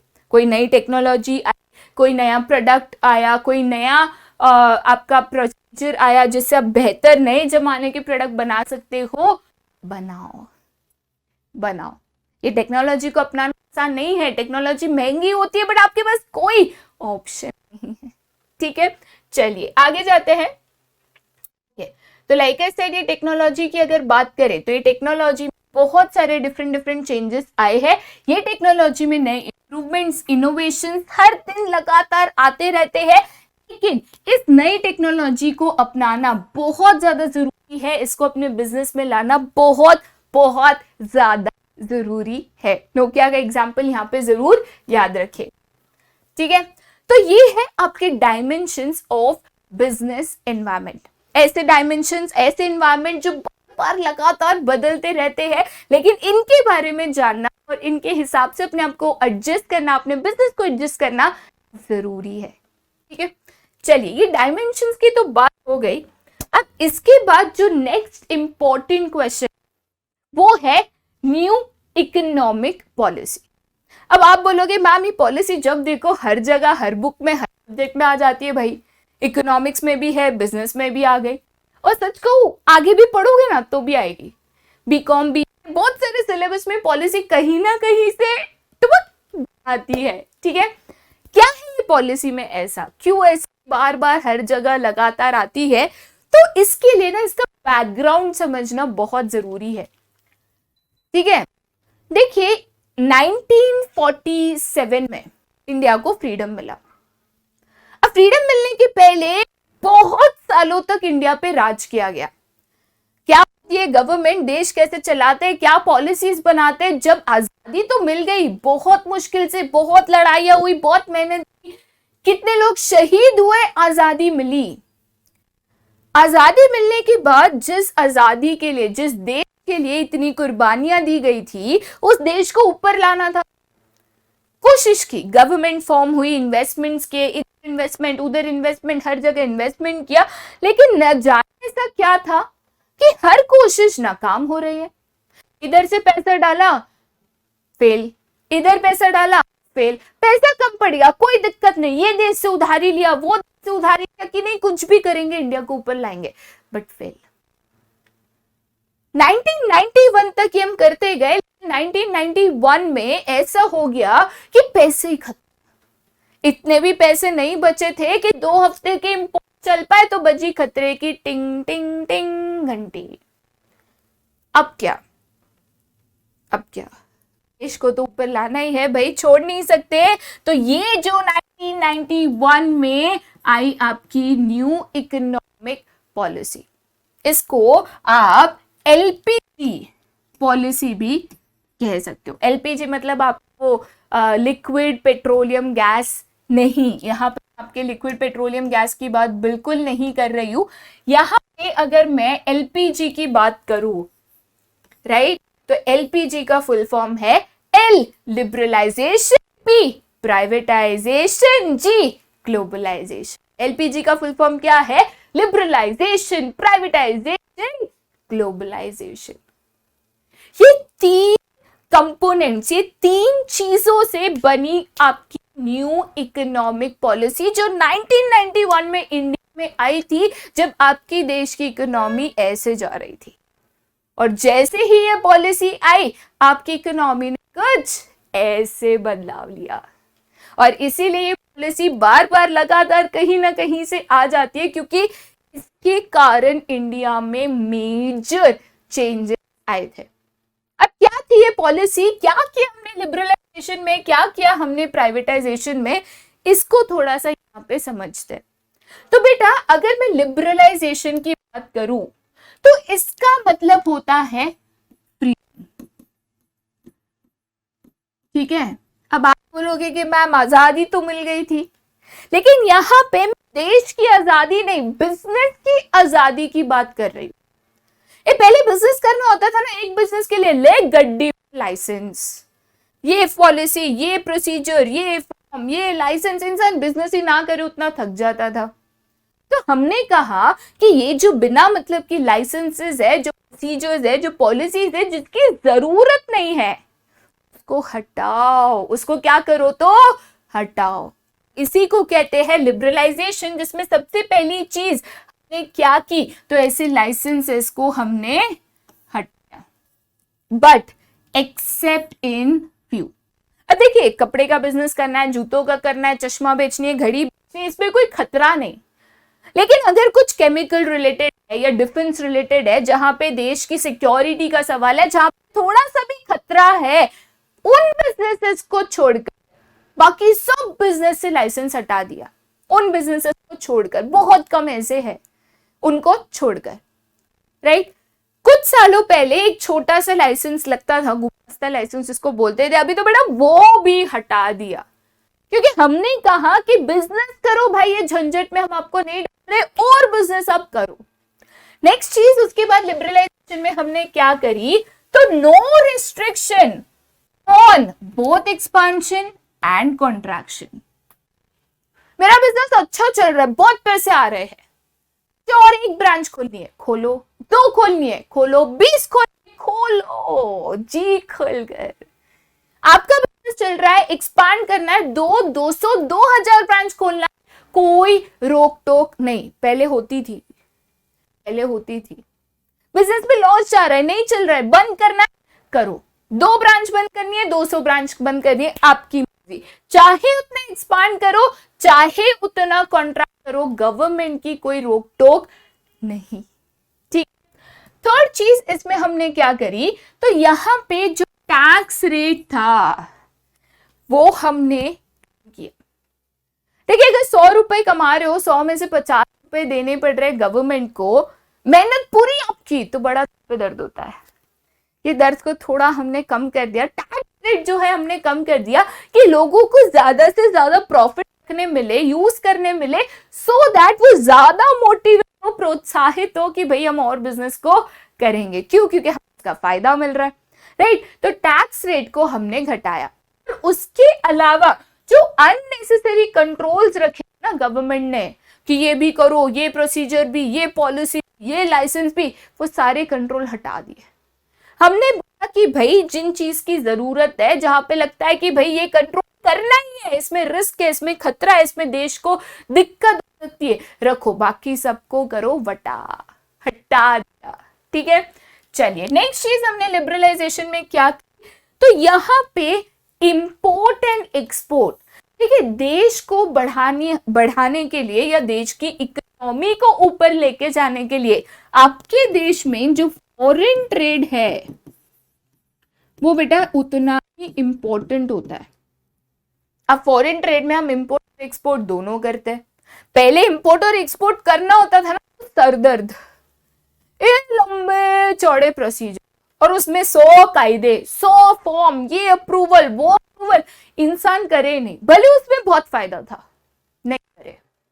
तो गवर्नमेंट ने यहां से भी इंपोर्ट और एक्सपोर्ट में ये जो अननेसेसरी चीजें थी हटाकर इसको भी क्या किया, लिबरल किया, आसान किया कि ज्यादा से ज्यादा लोग इंपोर्ट और एक्सपोर्ट भी करे। राइट, नेक्स्ट चीज पे जाते हैं, नेक्स्ट गवर्नमेंट ने क्या किया। राइट, तो नेक्स्ट चीज यहां पे हमने करी ease and simplifying the procedure. But किसके लिए, कि इंडिया में ज्यादा से ज्यादा फॉरेन कैपिटल आए, फॉरेन कैपिटल आए। अब देखिए, हम सबको पता था कि इंडिया में उतना पैसा नहीं है, गरीबी ज्यादा, पॉपुलेशन ज्यादा, इंडिया में उतना कैपिटल पैसा नहीं है, टेक्नोलॉजी में भी हम वेस्टर्न कंट्री से बहुत पीछे थे। लेकिन अगर बाहर देश का, फॉरेन कंट्रीज का पैसा इंडिया में आए, वो इंडिया में के बिजनेस करे तो एम्प्लॉयमेंट जनरेट होगी, गवर्नमेंट टैक्सेस मिलेंगे, नई टेक्नोलॉजी आएगी। तो यहां पे हमने फॉरेन कैपिटल इंडिया में इनवाइट करा। हमने बोला कि हमारे कंपनीज पढ़ रहे, कोई दिक्कत नहीं, फॉरेन कंपनी को आने दो, इंडिया में बिजनेस करने दो। और ये फॉरेन कंपनी आने भी थी लेकिन आ नहीं पा रही थी, क्योंकि अगेन बहुत कड़क कायदे कानून हम लगा कर बैठे थे। उसको भी आसान किया कि ज्यादा से ज्यादा फॉरेन कंपनीज इंडिया में इन्वेस्ट कर, जो कि हुआ। राइट, नेक्स्ट चीज जो हमने की that was freedom in the movement of goods and services. आप गुड्स बनाते हो, आप सर्विसेज बेचते हो, एक जगह बनाते हो, हर जगह बेचते हो, बेचो, उसमें भी कोई रोक टोक नहीं, उसमें भी गवर्नमेंट की कोई रेस्ट्रिक्शन यहां पे नहीं होगी। राइट, नेक्स्ट चीज क्या की, प्राइसेस ऑफ द गुड्स जो है वो पहले हम फिक्स करते थे, हम मतलब गवर्नमेंट ने बोला अब आपकी मर्जी, आपको एक जूता है 1 लाख में बेचना है, आपकी मर्जी, एक पर्स 30,000 की बेचनी है, आपकी मर्जी, 300 की बेचनी है, आपकी मर्जी। देखिए, आज भी अगर मैं बात करूं प्राइस फिक्सिंग का, तो यहां पे price ceiling and price floor जैसी गवर्नमेंट की पॉलिसीज है। प्राइस सीलिंग का मतलब क्या होता है, मैक्सिमम प्राइस, और प्राइस फ्लोर का मतलब क्या होता है, मिनिमम प्राइस। लेकिन ये दो जो गवर्नमेंट लागू करती है वो सिर्फ वेरी फ्यू, कुछ ही नेसेसरी जो आइटम्स है, जो मुझे लगता है कि नेसेसिटी है, लोगों की जिंदगी के लिए जरूरी है, उसके ऊपर लागू है। बाकी सारे जो प्रोडक्ट्स है जो प्राइवेट ऑर्गेनाइजेशन है वो बनाते हैं, उसके ऊपर प्राइस फिक्सिंग में कोई रोक टोक नहीं है। आपको जो सही प्राइस लगता है, आपको जितना प्रॉफिट मार्जिन सही लगता है, आप वो चार्ज करके उसको यहाँ पे सेल कर सकते हो। ठीक है, चलिए आगे जाते हैं। अब लिबरलाइजेशन की बात करें, यहाँ पे लिबरलाइजेशन में गवर्नमेंट ने ये कोशिश करी थी कि हम इंडिया में बिजनेसेस को ज्यादा से ज्यादा बढ़ावा दे। थे इंडिया में जो बिजनेस करना चाहते थे, लोग थे विदेशों में जो इंडिया में इन्वेस्टमेंट करना चाहते थे बट कर नहीं पा रहे थे, क्योंकि इतनी रोक टोक पॉलिसीज कंट्रोल्स लगा कर रखे थे, जो हमने हटाए। सारे नहीं बट बिना जरूरी जो थे, जिनकी जरूरत नहीं थी, सबको हटाया कि इंडिया में बिजनेस बड़े, एम्प्लॉयमेंट जनरेशन हो, क्योंकि इससे इंडिया की इकोनॉमी आगे जा सकती है। ठीक है, लिबरलाइजेशन के बाद जो सेकेंड चीज हुई वो थी आपकी प्राइवेटाइजेशन। पी का मतलब यहाँ पे क्या था, तो प्राइवेटाइजेशन। तो आइए प्राइवेटाइजेशन को देखते हैं। तो अगर हम बात करते हैं यहाँ पे प्राइवेटाइजेशन की, ठीक है, तो अगर प्राइवेटाइजेशन की बात करें तो 1991 के पहले इंडिया की गवर्नमेंट है ना बहुत लालची थी। ठीक है, ये भी मेरा, ये भी मेरा, ये भी मेरा, ये भी मेरा, सारे सेक्टर्स मेरे। मोस्ट ऑफ द सेक्टर्स में जो इंडियन गवर्नमेंट थी वो मोनोपोली लेके बैठी थी। मोनोपोली का मतलब भाई इसमें हम ही काम करेंगे, हमारे अलावा इसमें कोई काम नहीं करेगा, कोई प्राइवेट कंपनी नहीं आएगी, कोई दूसरी कंपनी नहीं आएगी, बस हम इस सेक्टर को चलाएंगे। इंश्योरेंस से लेके, टेलीकम्युनिकेशन से लेके, बैंकिंग से लेके बहुत सारे सेक्टर्स। लेकिन हुआ क्या, ये जो भी गवर्नमेंट के सेक्टर्स है, या तो हम इसको कहेंगे ये जो भी पब्लिक सेक्टर्स थे, ठीक है, ये जो भी पब्लिक सेक्टर्स थे, ये सारे पब्लिक सेक्टर्स इवेंचुअली कन्वर्ट होते गए इनटू सिक यूनिट्स। अब यहाँ पे अगर मैं सिक यूनिट्स कहती हूँ तो इसका मतलब ये नहीं है बीमार है, ठीक है। सिक यूनिट्स का मतलब होता है ऐसे यूनिट्स जो लॉस में जा रहे हैं, ठीक है, लॉस मेकिंग यूनिट्स, या तो लॉस मेकिंग बिजनेस भी आप इसको कह सकते हो, ठीक है। तो धीरे धीरे बिकॉज गवर्नमेंट इतनी सारी चीजों को हैंडल नहीं कर पा रहा था, या मे बी उसमें एफिशिएंसी नहीं दिखा पा रहा था, या मे बी स्ट्रेटेजी प्लानिंग, कोई भी एक रीजन से ये सारे यूनिट जो है सिक यूनिट में कन्वर्ट होते गए, लॉस मेकिंग में कन्वर्ट होते गए। अब इससे गवर्नमेंट को हो रहा था भारी नुकसान। तो गवर्नमेंट ने फाइनली दिल पर हाथ रख के एकदम बड़ा दिलदार बनाया और कहा कि ये सेक्टर्स अभी हम ओपन कर देते हैं for the private companies, for the private sectors. और तभी शुरुआत हुई प्राइवेटाइजेशन की। तो प्राइवेटाइजेशन में गवर्नमेंट ने क्या किया, तो सबसे पहली चीज पब्लिक सेक्टर में डिसइन्वेस्टमेंट किया। कोई भी चीज में अगर हम पैसा डालते हैं, जैसे मैंने प्रॉपर्टी खरीदी, जैसे मैंने लैंड खरीदा, जैसे मैंने शेयर्स खरीदे, जैसे मैंने गोल्ड खरीदा, तो ये एसेट्स में जब हम पैसा डालते हैं कि आगे जाके कुछ ना कुछ फायदा होगा, रिटर्न्स मिलेंगे, बेनिफिट मिलेगा, तो इसको कहते हैं इन्वेस्टमेंट। तो वही डाला हुआ पैसा जब वापस खींचते हैं, वही डाला हुआ पैसा जब वापस खींचते हैं, तो इसी को कहते हैं डिसइन्वेस्टमेंट। क्या कहते हैं, तो डिसइन्वेस्टमेंट। तो बिकॉज ये पब्लिक सेक्टर लॉस मेकिंग में जा रहा था, गवर्नमेंट उसको नहीं संभाल पा रहा था, धीरे धीरे धीरे करके गवर्नमेंट ने इन पब्लिक सेक्टर्स में डिसइन्वेस्टमेंट, पैसा वापस खींचना चालू किया कि भाई ये नहीं चल रहा तो पैसा हमारा पूरा ही डूबेगा, उसको वापस खींच लेते हैं, ठीक है। दूसरी चीज जो प्राइवेटाइजेशन में गवर्नमेंट ने की, एक BIFR करके बोर्ड सेटअप किया। BIFR बोर्ड क्या था, तो board of industrial and financial reconstruction. High फंडू वर्ड है, समझती हूं मैं, एग्जैक्ट इसका मीनिंग बता रही हूं आपको।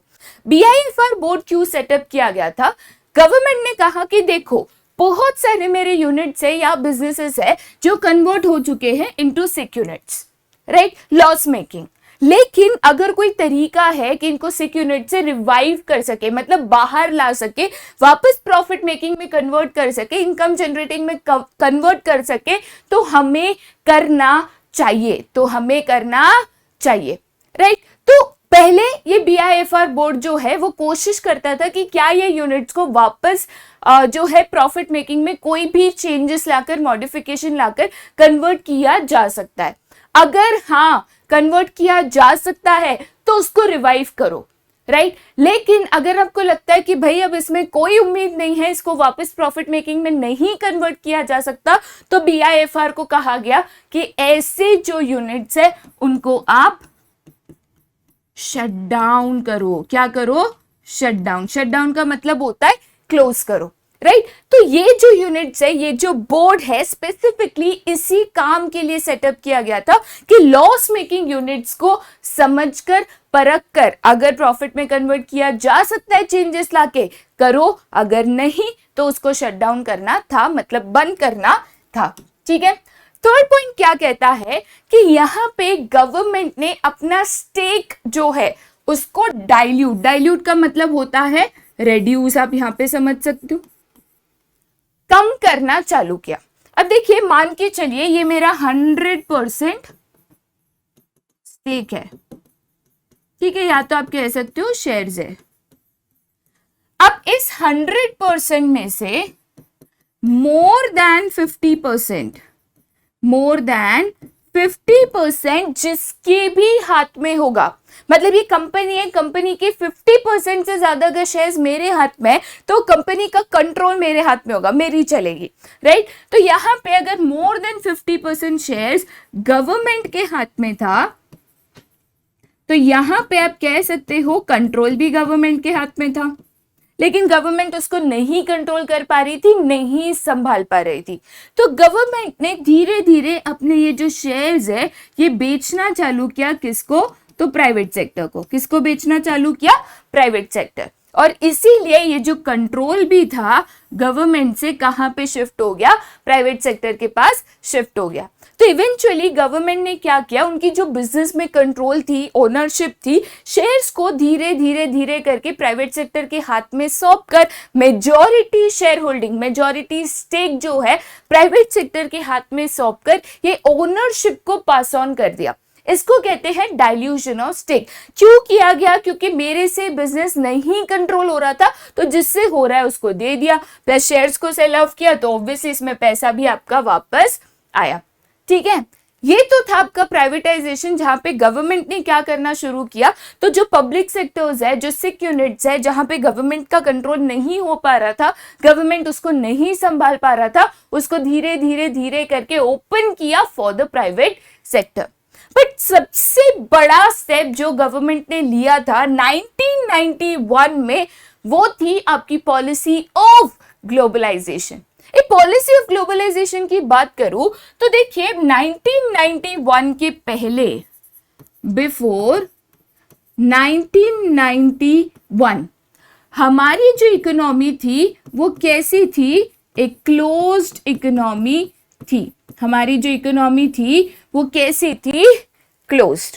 ठीक है, क्लोज का मतलब क्या होता है कि हम जो है ना देश के अंदर ही अंदर लेन देन, बाइंग सेलिंग, ट्रेड, ये सब कुछ करते थे।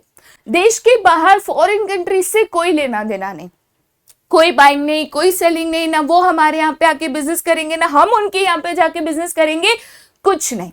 हमने पूरी क्लोज इकोनॉमी बनाकर रखी थी। बट इससे हमें काफी नुकसान हो रहा था और धीरे धीरे हमने रियलाइज किया कि अगर हमें अपने देश को ऊपर लेके जाना, अगर अपनी इकोनॉमी को ऊपर लेके जाना है, तो बहुत जरूरी है कि हम फॉरेन ट्रेड करें, दूसरे कंट्रीज का पैसा हमारे देश में इन्वेस्ट हो, हम दूसरे देशों में इन्वेस्ट करें, एक्सेट्रा। और इसीलिए आफ्टर 1991 ये जो पॉलिसी आई थी, न्यू इकोनॉमिक पॉलिसी, उसमें हमने इसी क्लोज इकोनॉमी को किस में कन्वर्ट कर दिया? Open economy. राइट, तो पहले थी इकोनॉमी क्लोज्ड, फिर हमने क्या कर दी? ओपन। राइट, ओपन इकोनॉमी की तो फॉरेन ट्रेड, इंपोर्ट एक्सपोर्ट, जो दूसरे कंट्रीज के साथ लेन देन था, इन्वेस्टमेंट था, वो सब इंक्रीज हो गया। तो ग्लोबलाइजेशन करने के लिए हमने क्या क्या स्टेप्स लिए? सबसे पहले जो इंपोर्ट्स हम करते हैं, इंपोर्ट्स का मतलब क्या? जो दूसरे कंट्री से गुड्स को हम बाय करते हैं। राइट, फॉर एग्जाम्पल इंडिया ने यूएसए से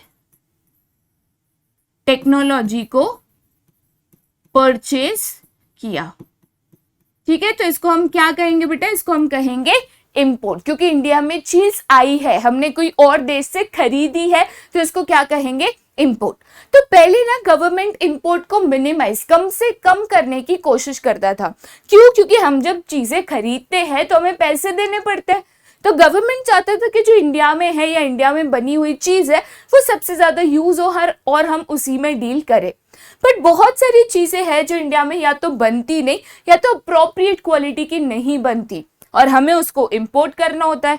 तो गवर्नमेंट ने इंपोर्ट को बढ़ावा देने के लिए कि भाई ऐसी चीजों को आप आसानी से इंपोर्ट कर सको, गवर्नमेंट ने इंपोर्ट लिबरलाइजेशन लाया। क्या लाया? Import liberalisation. कि भाई इंपोर्ट है, आप पहले भी कर सकते थे, अभी भी कर सकते हो, बस हमने क्या किया, तो यहाँ पे लिबरलाइजेशन में हमने इसको आसान कर दिया, इजी कर दिया, बहुत सारी अननेसेसरी फॉर्मेलिटीज को हटा दिया कि लोग आसानी से यहाँ पे इंपोर्ट्स कर सके। ठीक है, दूसरी चीज अगर यहाँ पे मैं कहूँ पॉइंट नंबर 2, तो जो हमारी फेरा एक्ट थी, that is foreign exchange and regulation act, उसको हमने हटाकर किससे रिप्लेस किया? हमारी FEMA act, that is foreign exchange management act. क्यों फेरा को हटाकर फेमा को लेकर आए? क्योंकि जो फेमा एक्ट थी, that is foreign exchange management act, ये ज्यादा फेवर में थी फॉरेन ट्रेड के। तो हमने फेरा एक्ट जो थी उसी में बदलाव लाकर, चेंजेस लाकर फेमा एक्ट बनाई। फेरा को हटाकर फेमा को यूज करना हमने यहाँ पे चालू किया क्योंकि ये ज्यादा फॉरेन ट्रेड को जो है बढ़ावा देती थी, प्रमोट करती थी, सपोर्ट करती थी, राइट। उसके अलावा जो है डाइल्यूशन ऑफ स्टेट ग्लोबलाइजेशन में नहीं आता, तो यहाँ पे ये गलती से दिया गया है। चलो ठीक है। उसके अलावा जो नेक्स्ट चीज हमने करी, अबॉलिशन ऑफ एक्सपोर्ट ड्यूटी। ये पहली चीज याद रखिएगा, यहाँ पे हमने इंपोर्ट लिबरलाइजेशन किया, राइट। बट इंपोर्ट में एक दिक्कत होती है, हर कंट्री की गवर्नमेंट चाहती है कि हम इंपोर्ट कम करें, एक्सपोर्ट ज्यादा, राइट। जैसे फॉर एग्जाम्पल यूएसए से इंडिया में गुड्स आए तो वो इंपोर्ट थे, बट वही अगर इंडिया जो है जापान को अपने गुड्स सेल कर रहा है तो इसको हम कहेंगे एक्सपोर्ट। इसको क्या कहेंगे? एक्सपोर्ट। अब एक्सपोर्ट करने से देश में पैसा आता है, तो हर कंट्री की गवर्नमेंट चाहती है कि हम ज्यादा से ज्यादा एक्सपोर्ट करें। हम ज्यादा से ज्यादा क्या करें? तो एक्सपोर्ट करें, राइट। तो यहाँ पे हमने जो है एक्सपोर्ट को बढ़ावा देने के लिए कि ज्यादा से ज्यादा एक्सपोर्ट करें, हमने एक्सपोर्टर्स को क्या कहा कि आपके ऊपर जो टैक्सेस और ड्यूटीज लगते भी थे अब वो भी हटा दो, उसको भी अबॉलिश कर दो। अबॉलिश का मतलब होता है रिमूवल, ठीक है, हटा दो उसको, कि लोग ज्यादा से ज्यादा एक्सपोर्ट करें बिकॉज उनको मैक्सिमम बेनिफिट इसके द्वारा होगा, राइट। एक्सपोर्ट ड्यूटी को तो हमने हटाया, बट जो हमारी इंपोर्ट ड्यूटी थी उसको हमने रिड्यूस किया। रिड्यूस का मतलब डिक्रीज करना, कम करना, ठीक है। ध्यान देना, एक्सपोर्ट में से ड्यूटी पूरी की पूरी हटाई दी, इंपोर्ट में थोड़ी कम करी, ठीक है, क्योंकि इंपोर्ट में पैसा देश से बाहर जाता है, खर्चा होता है, इसलिए इंपोर्ट्स को हम उतना सपोर्ट नहीं करते जितना कि एक्सपोर्ट को। बट इंपोर्ट कुछ चीजों का जरूरी होता है, जैसे टेक्नोलॉजी है, मशीन्स है, जो फैक्ट्रीज बिजनेसेस में लगती है और इंडिया में शायद अवेलेबल ना हो, तो इन चीजों का अवेलेबल होना सो दैट बिजनेसेस स्टार्ट हो सके, आगे बढ़ सके, बहुत जरूरी है। और इसीलिए हमने इंपोर्ट्स को भी बढ़ावा दिया, इस पे ड्यूटीज रिड्यूस की कि ऐसी जो जरूरत की चीजें हैं आसानी से यहाँ पे इंपोर्ट की जाए, ठीक है। चलिए आगे बढ़ते हैं। अब ये तो हुआ आपका new economic policy, that is LPG policy, ठीक है। लेकिन एलपीजी पॉलिसी पढ़ते वक्त ऐसा लगता है कि यार हम तो ना इकोनॉमिक्स पढ़ रहे हैं, ऐसा नहीं है। यहां पे हमने एलपीजी पॉलिसी क्यों पढ़ी? क्योंकि लिबरलाइजेशन, प्राइवेटाइजेशन, ग्लोबलाइजेशन, जब ये तीन मेजर चेंजेस आए थे आपकी कंट्री में, आपकी इकोनॉमी में, तो जाहिर सी बात है बिजनेस पे अफेक्ट कर रहा होगा, जाहिर सी बात है। और अगर इतने बड़े चेंजेस आए तो ये जो भी चेंजेस है उसका अफेक्ट क्या हुआ बिजनेस पे, बिजनेस पे क्या असर हुआ, क्या चेंजेस आए, क्या दिक्कतें आई, क्या फायदा हुआ, ये जानना जरूरी है।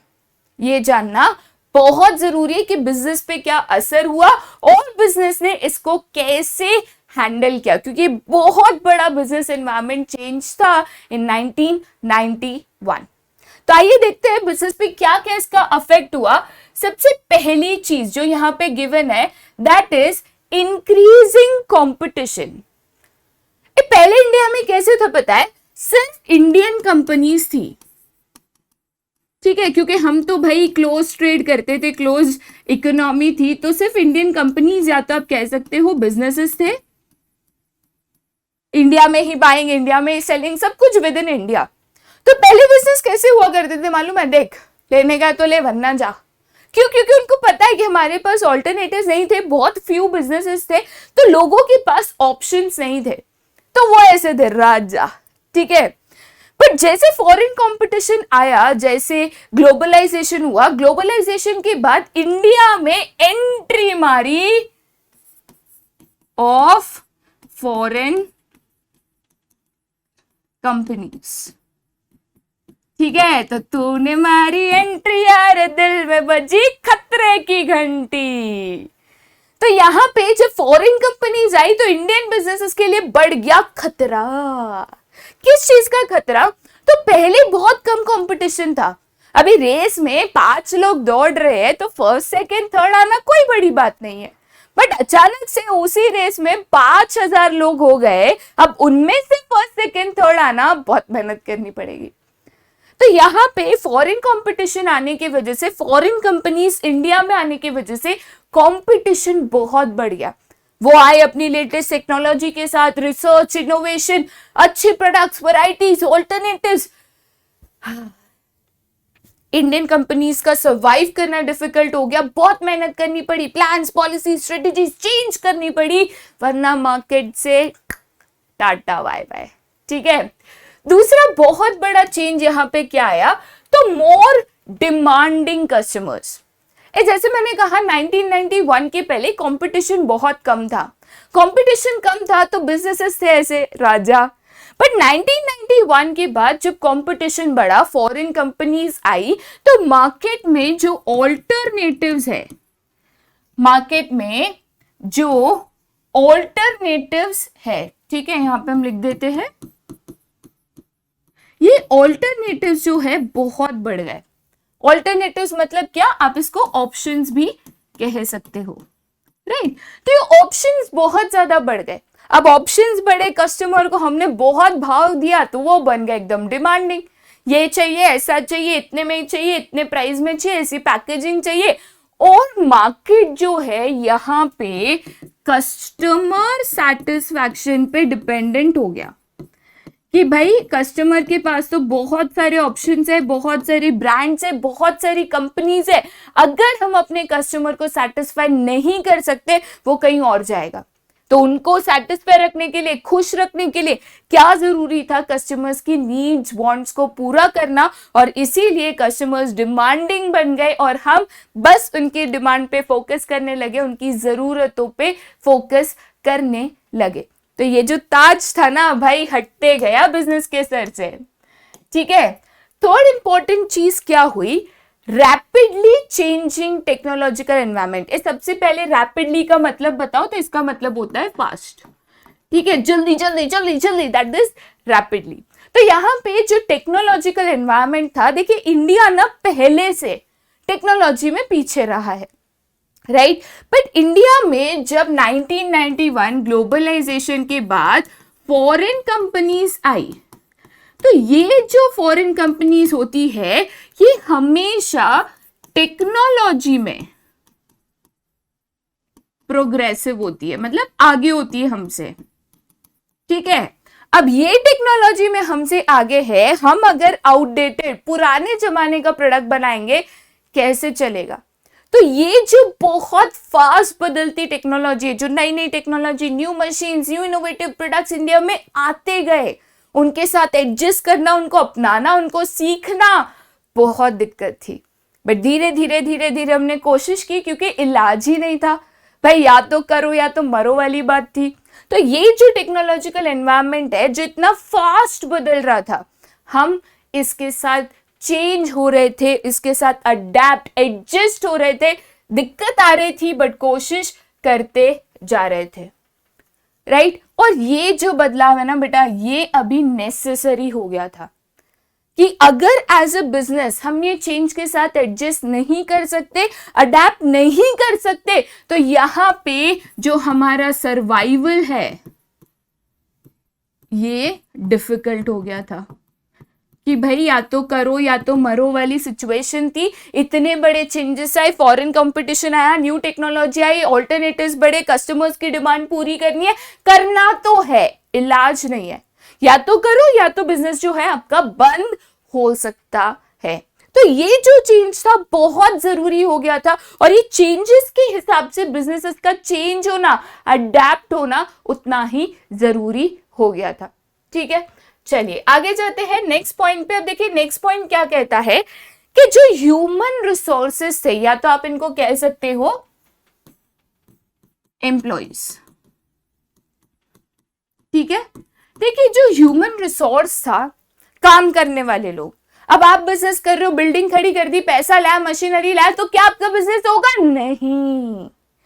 कैसे होता है? जब लोग होते हैं, जब काम करते हैं, जब लोग आते हैं, स्किल्ड एम्प्लॉयज होते हैं, ज्यादा टैलेंटेड, ज्यादा एक्सपीरियंस्ड होते हैं।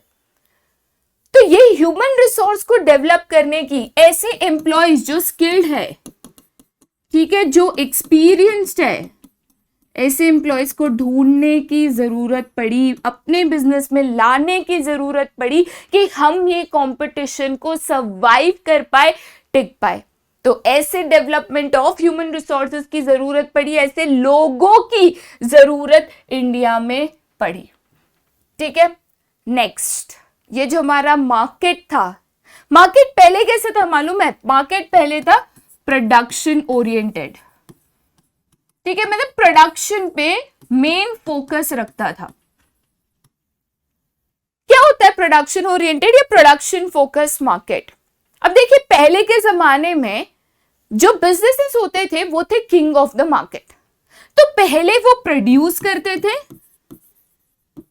देन उसको मार्केट में जाके सेल करते थे कि भाई हमने बनाया है, लेना है तो लो वरना जाओ, राइट।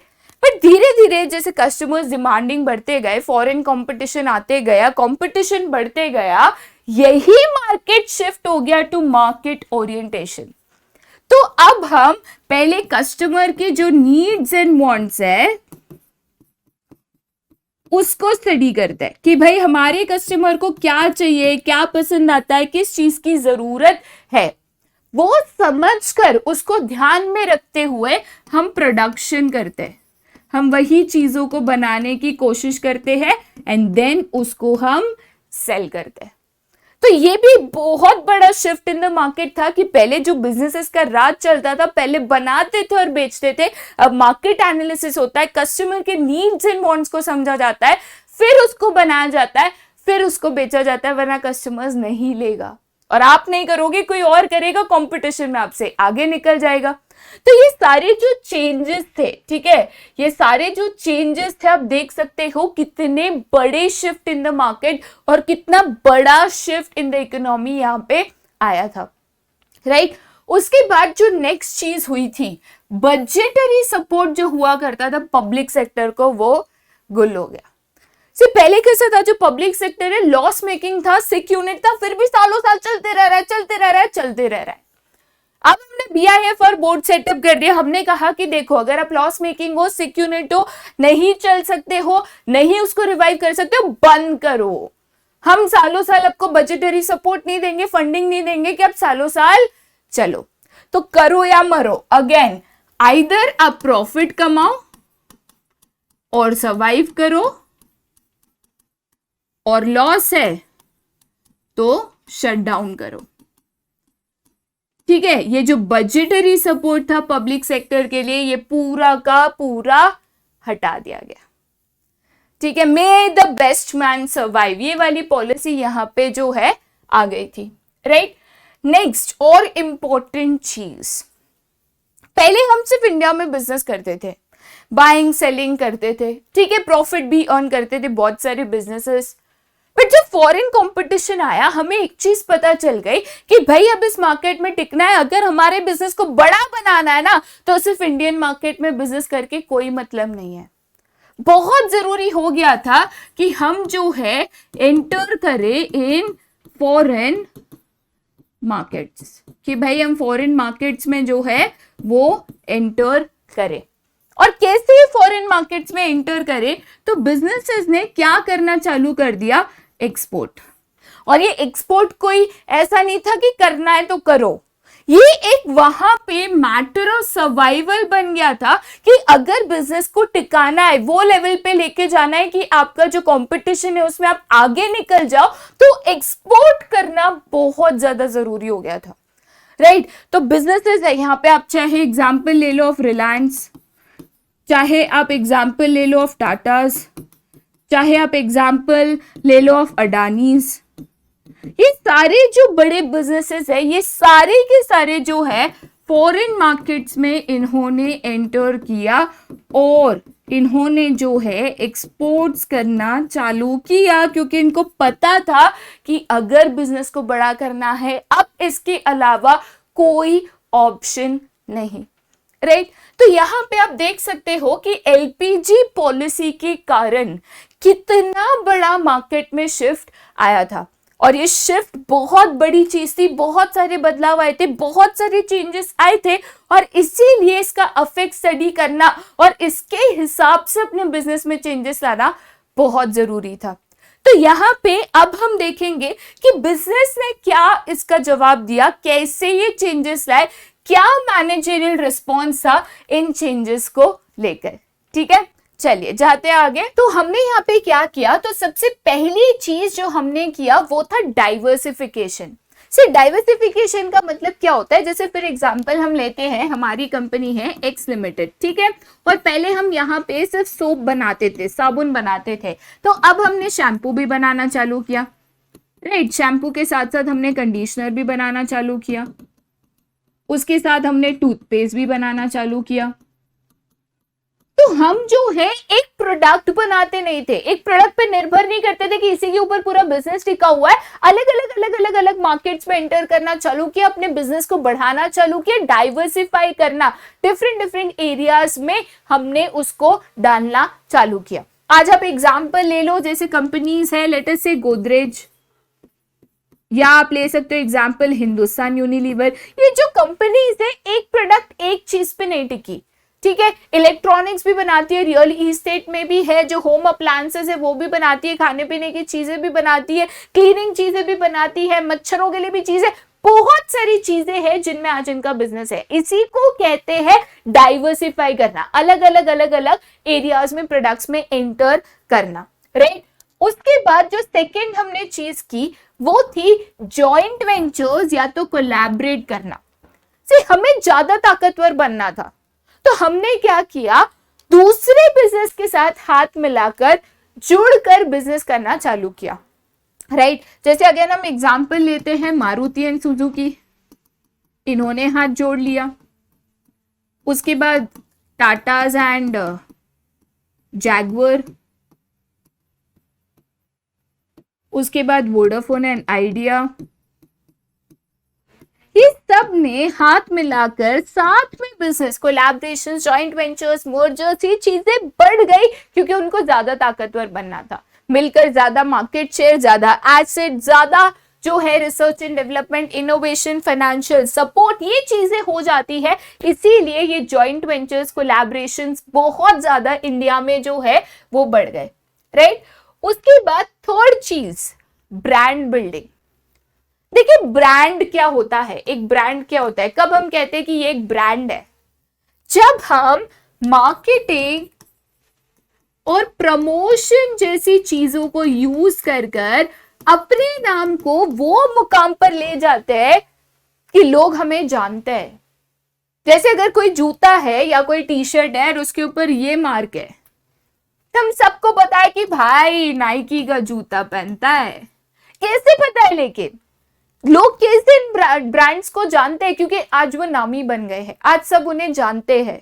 मार्केटिंग, प्रमोशन, देखिए ब्रांड का बेनिफिट क्या होता है, तो जब इतना कंपटीशन बढ़ता है, जब लोगों के पास इतने सारे वैरायटीज और चॉइसेस एंड ऑप्शंस होते हैं, अगर आपका नाम मार्केट में अच्छा है, आप एक ब्रांड हो, लोग आपको प्रेफरेंस देते हैं, लोग आपको पसंद करते हैं, लोग आपको एक चॉइस के तौर पे लेते हैं कि भाई ये ब्रांड है, इसका नाम है, तो इसको खरीदते हैं। और उसके लिए लोग ज्यादा पैसे भी दे देते हैं, जनरली ब्रांडेड चीजें महंगी होती है बट लोग फिर भी खरीदते हैं, राइट। तो ये ब्रांड बिल्डिंग का कंसेप्ट चालू हुआ, सब मार्केटिंग प्रमोशन करके अपना नाम सब जाने, अपना प्रोडक्ट सब खरीदे, ये कंसेप्ट हमने चालू कर दिया। और उसी के साथ नेक्स्ट चीज लेटेस्ट टेक्नोलॉजी अपनाना, क्योंकि देखिए अभी आज के तारीख में अगर मैं आउटडेटेड चीजें बना रही हूँ, पुराने जमाने की चीजें बना रही हूँ, तो कोई इसको नहीं खरीदने वाला, इसकी डिमांड नहीं होने वाली।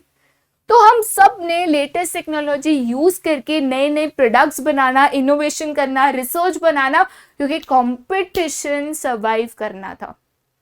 और इसीलिए न्यू टेक्नोलॉजी, लेटेस्ट टेक्नोलॉजी को अपनाना हमने भी शुरू करा, ठीक है। चलिए आगे जाते हैं।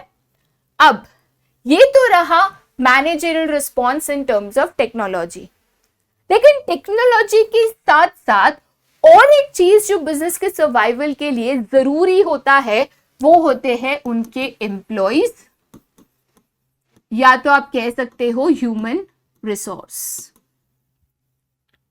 एम्प्लॉइज जितने स्किल्ड, एक्सपीरियंस होंगे, जितना अच्छा काम करेंगे, जितने ज्यादा कंपनी के गोल्स एंड ऑब्जेक्टिव्स अचीव करेंगे, कंपनी बिजनेस उतना आगे जा पाएगा। और इसीलिए ये जो स्किल्ड एम्प्लॉइज है बेटा, ये जो स्किल्ड एम्प्लॉइज है, लोगों की सैलरी 40-50 करोड़ सैलरी होती है आज के जमाने में। क्यों उतना पैसा देते हैं उनको पता है? क्योंकि ऐसे लोग बहुत कम होते हैं, तो ऐसे लोगों को ढूंढना, मिलना और उनको पकड़ के रखना बहुत जरूरी है। तो ऐसे लोगों को ढूंढने के लिए, ऐसे लोगों को हमारे बिजनेस में लाने के लिए हमने कंपेंसेशन लेवल, उनकी सैलरीज, उनके बोनसेस, इंसेंटिव, बेनिफिट से बढ़ाया कि हमें ये जो थोड़ा सा स्किल्ड पॉपुलेशन है उसमें से कुछ लोग हमें अपने बिजनेसेस के लिए मिले। तो इंडिया में भी बहुत सारे ऐसे एम्प्लॉयज थी जिनकी सैलरीज, वेजेस, इनमें बढ़ाव आया, राइट। और ये जो बिजनेस है, जो पहले समझता था कि मैं इस मार्केट का राजा, मैं बनाऊंगा, बेचूंगा, लोग खरीदेंगे, ये बदला। ये बिजनेस बन गया कस्टमर सेंट्रिक। कैसा बन गया? Customer centric. See customer centric का मतलब क्या होता है कि हम जो भी करें बिजनेस में कस्टमर के हिसाब से करें, उनकी जरूरतों को समझकर, उनको क्या चाहिए, कैसा चाहिए, कितने में चाहिए, ये सोचकर प्रोडक्ट बनाए, प्रोडक्ट बेचे, मार्केटिंग करे। कस्टमर फोकस बिजनेस बन गया। जो कस्टमर को चाहिए वो बनाओ, कस्टमर हमारा भगवान, राइट। चलिए आगे जाते हैं। ओके, अब मैनेजरियल रिस्पॉन्स क्या था, कैसे हमने कोशिश की कि अपने बिजनेस को ये बदलते एनवायरनमेंट के साथ एडजस्ट करें, वो भी जब 1991 में तब बड़ा बदलाव आया था। ये तो 1991 बहुत पहले की बात हो गई, हम तो कभी थे भी नहीं, है ना। लेकिन और इससे बड़ा सा बदलाव आया था। डीमोनेटाइजेशन बोलूंगी तो याद नहीं आएगा, लेकिन क्या आपको वो दिन याद है जब रातों रात आपकी 500 और 1000 की नोट बंद हो गई थी? क्या आपको वो दिन याद है जब मार्केट में एक नई पिंक कलर की नोट आई थी? क्या आपको वो दिन याद है जब आपके पास बहुत सारे पैसे होते हुए भी बहुत सारे पैसे नहीं थे? हाँ, मैं उसी दिन की बात कर रही हूं जब नोटबंदी हुई थी, जिसको हम कहते हैं डीमोनेटाइजेशन, जिसको हम क्या कहते हैं तो डीमोनेटाइजेशन। अब डीमोनेटाइजेशन की बात करें तो ये डीमोनेटाइजेशन हुआ था 8 नवंबर 2016 में, जब आपकी 500 और 1000 की नोट अचानक से बंद हो गई थी। रातों रात कह दिया था कि ये बस अब एक पेपर का टुकड़ा और इससे आप कुछ खरीद नहीं सकते। डीमोनेटाइजेशन के वक्त 86% करेंसी विड्रॉवल हो गई थी, क्योंकि मार्केट में जितना भी पैसा घूमता था उसमें ज्यादातर 500,000 की नोट थी, वही बंद कर दी तो बचा कितना? बस 14%। लेकिन ये करेंसी का क्या किया? फेंक दिया? नहीं। हमने क्या किया तो गवर्नमेंट ने कहा, गवर्नमेंट ने एडवाइस किया कि आप इनको ना बैंक में जाके रिप्लेस करके नई करेंसी ले सकते हो। लेकिन तभी नई करेंसी की लिमिटेशन थी, उतनी प्रिंटिंग हुई नहीं थी, बड़ी बड़ी लाइन लगती थी और कुछ छोटा छोटा अमाउंट जो है एक लिमिट तक का आप विड्रॉ कर पाते थे, छोटा छोटा, राइट। यही डीमोनेटाइजेशन की मैं बात कर रही हूं। लेकिन ये डीमोनेटाइजेशन बेटा क्यों हुआ? क्या कारण था, क्या सोच थी कि हमने ये नोटबंदी लाई, हमने ये डीमोनेटाइजेशन लाया? तो देखिए, सबसे पहला कारण था कि जो टैक्स एडमिनिस्ट्रेशन है, इंडिया में काला पैसा, ब्लैक मनी बहुत ज्यादा है। ब्लैक मनी क्या? तो ऐसी इनकम जिसके ऊपर टैक्स लगता है, लागू होता है, लेकिन लोग भरते नहीं। 12 लाख इनकम होंगी, बोलेंगे मैं तो 4 लाख कमा रहा हूं, 8 लाख छुपा देते, टैक्स से बचते। तो ये ना हो, गवर्नमेंट ने कहा ये ना हो, टैक्स लोग भरे भाई, असल में पता चले कि लोगों के पास कितना पैसा है, ये ब्लैक मनी कम हो। ये जो टैक्स इवेजन है ना, टैक्स इवेजन का मतलब क्या होता है? थेफ्ट, चोरी, ठीक है। टैक्स की जो चोरी कर रहे हो ना, ये हम नहीं सहन करेंगे, ऐसा गवर्नमेंट ने कहा, ये नहीं चलेगा भाई, राइट। नेक्स्ट कारण क्या था? तो tax administrating and channelising saving into formal system. इसका मतलब क्या होता है? जनरली हम जो भी पैसा सेव करते हैं, ठीक है, हम ये पैसा कहां पे सेव करते हैं? बैंक में। मतलब हम इसको, बचत को बैंक में डिपॉजिट करते हैं। अब बैंक क्या करता है?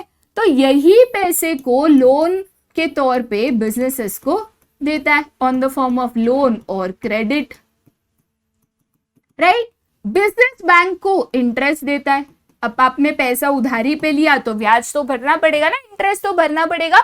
मान के चलो वो 12% है, बैंक इसमें से 1% मतलब समझो 6% किसको देता है? उस व्यक्ति को जिसने पैसा डिपॉजिट किया था। अब बचा जो 6% है वो बैंक के लिए प्रॉफिट के तौर पे जाता है, मान के चलो। तो इससे क्या होता है, जो पैसा है आप ऐसे तिजोरी में रख दोगे, पलंग के अंदर छुपा के रखोगे, दीवार के अंदर रखोगे, तो इसका कोई फायदा नहीं। ये आपके सिस्टम में, बिजनेसेस में इन्वेस्ट करने के लिए, इंस्टीट्यूट्स में इन्वेस्ट करने के लिए काम नहीं आता। क्योंकि मैं अगर टैक्स से बचना चाहती हूँ, मेरी इनकम 12 लाख है, दिखाती हूँ 4 लाख, तो खाते में तो 12 लाख डाल नहीं पाऊंगी। क्यों? क्योंकि पूछेंगे ना कल आके, आप तो 4 लाख कमाते हो, बैंक अकाउंट में 12 लाख कैसे आए? राइट। तो लोग इसको छुपाते हैं, कोई भी फाइनेंशियल इंस्टीट्यूट में वगैरह डिपॉजिट नहीं करते, जिसकी वजह से ये जो हमारी फॉर्मल सिस्टम है जिसमें लेन देन का साइकिल चलता है, इससे पैसा जो है बाहर हो जाता है।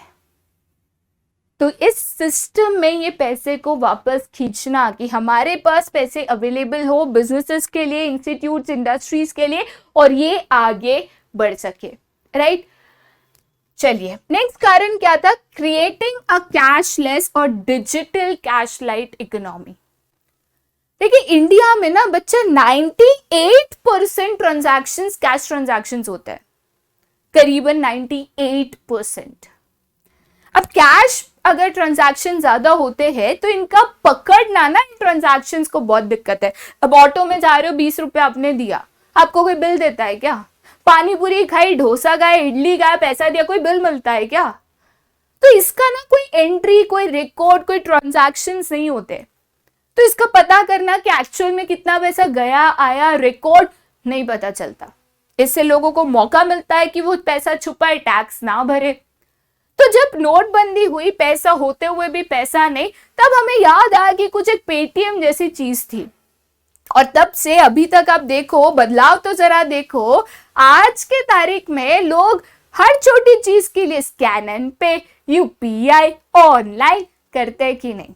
भले वो जगह जहां पे मैक्सिमम डिजिटल ट्रांजैक्शंस हो, वहां पे पहुंचने में समय लगेगा, बट इसकी शुरुआत तो हुई जो हम चाहते थे। ये अगेन एक कारण था डीमोनेटाइजेशन का। अब डीमोनेटाइजेशन तो मैंने पढ़ाया, हर टाइम एक सवाल पूछूं तो इस बार कैसे ना पूछूं, है ना? बहुत ही सिंपल सा सवाल है इस बार आपके लिए कि डीमोनेटाइजेशन एक बहुत ही बड़ा स्टेप था जो गवर्नमेंट ऑफ इंडिया ने लिया था, और उसके कारण आपको पता है।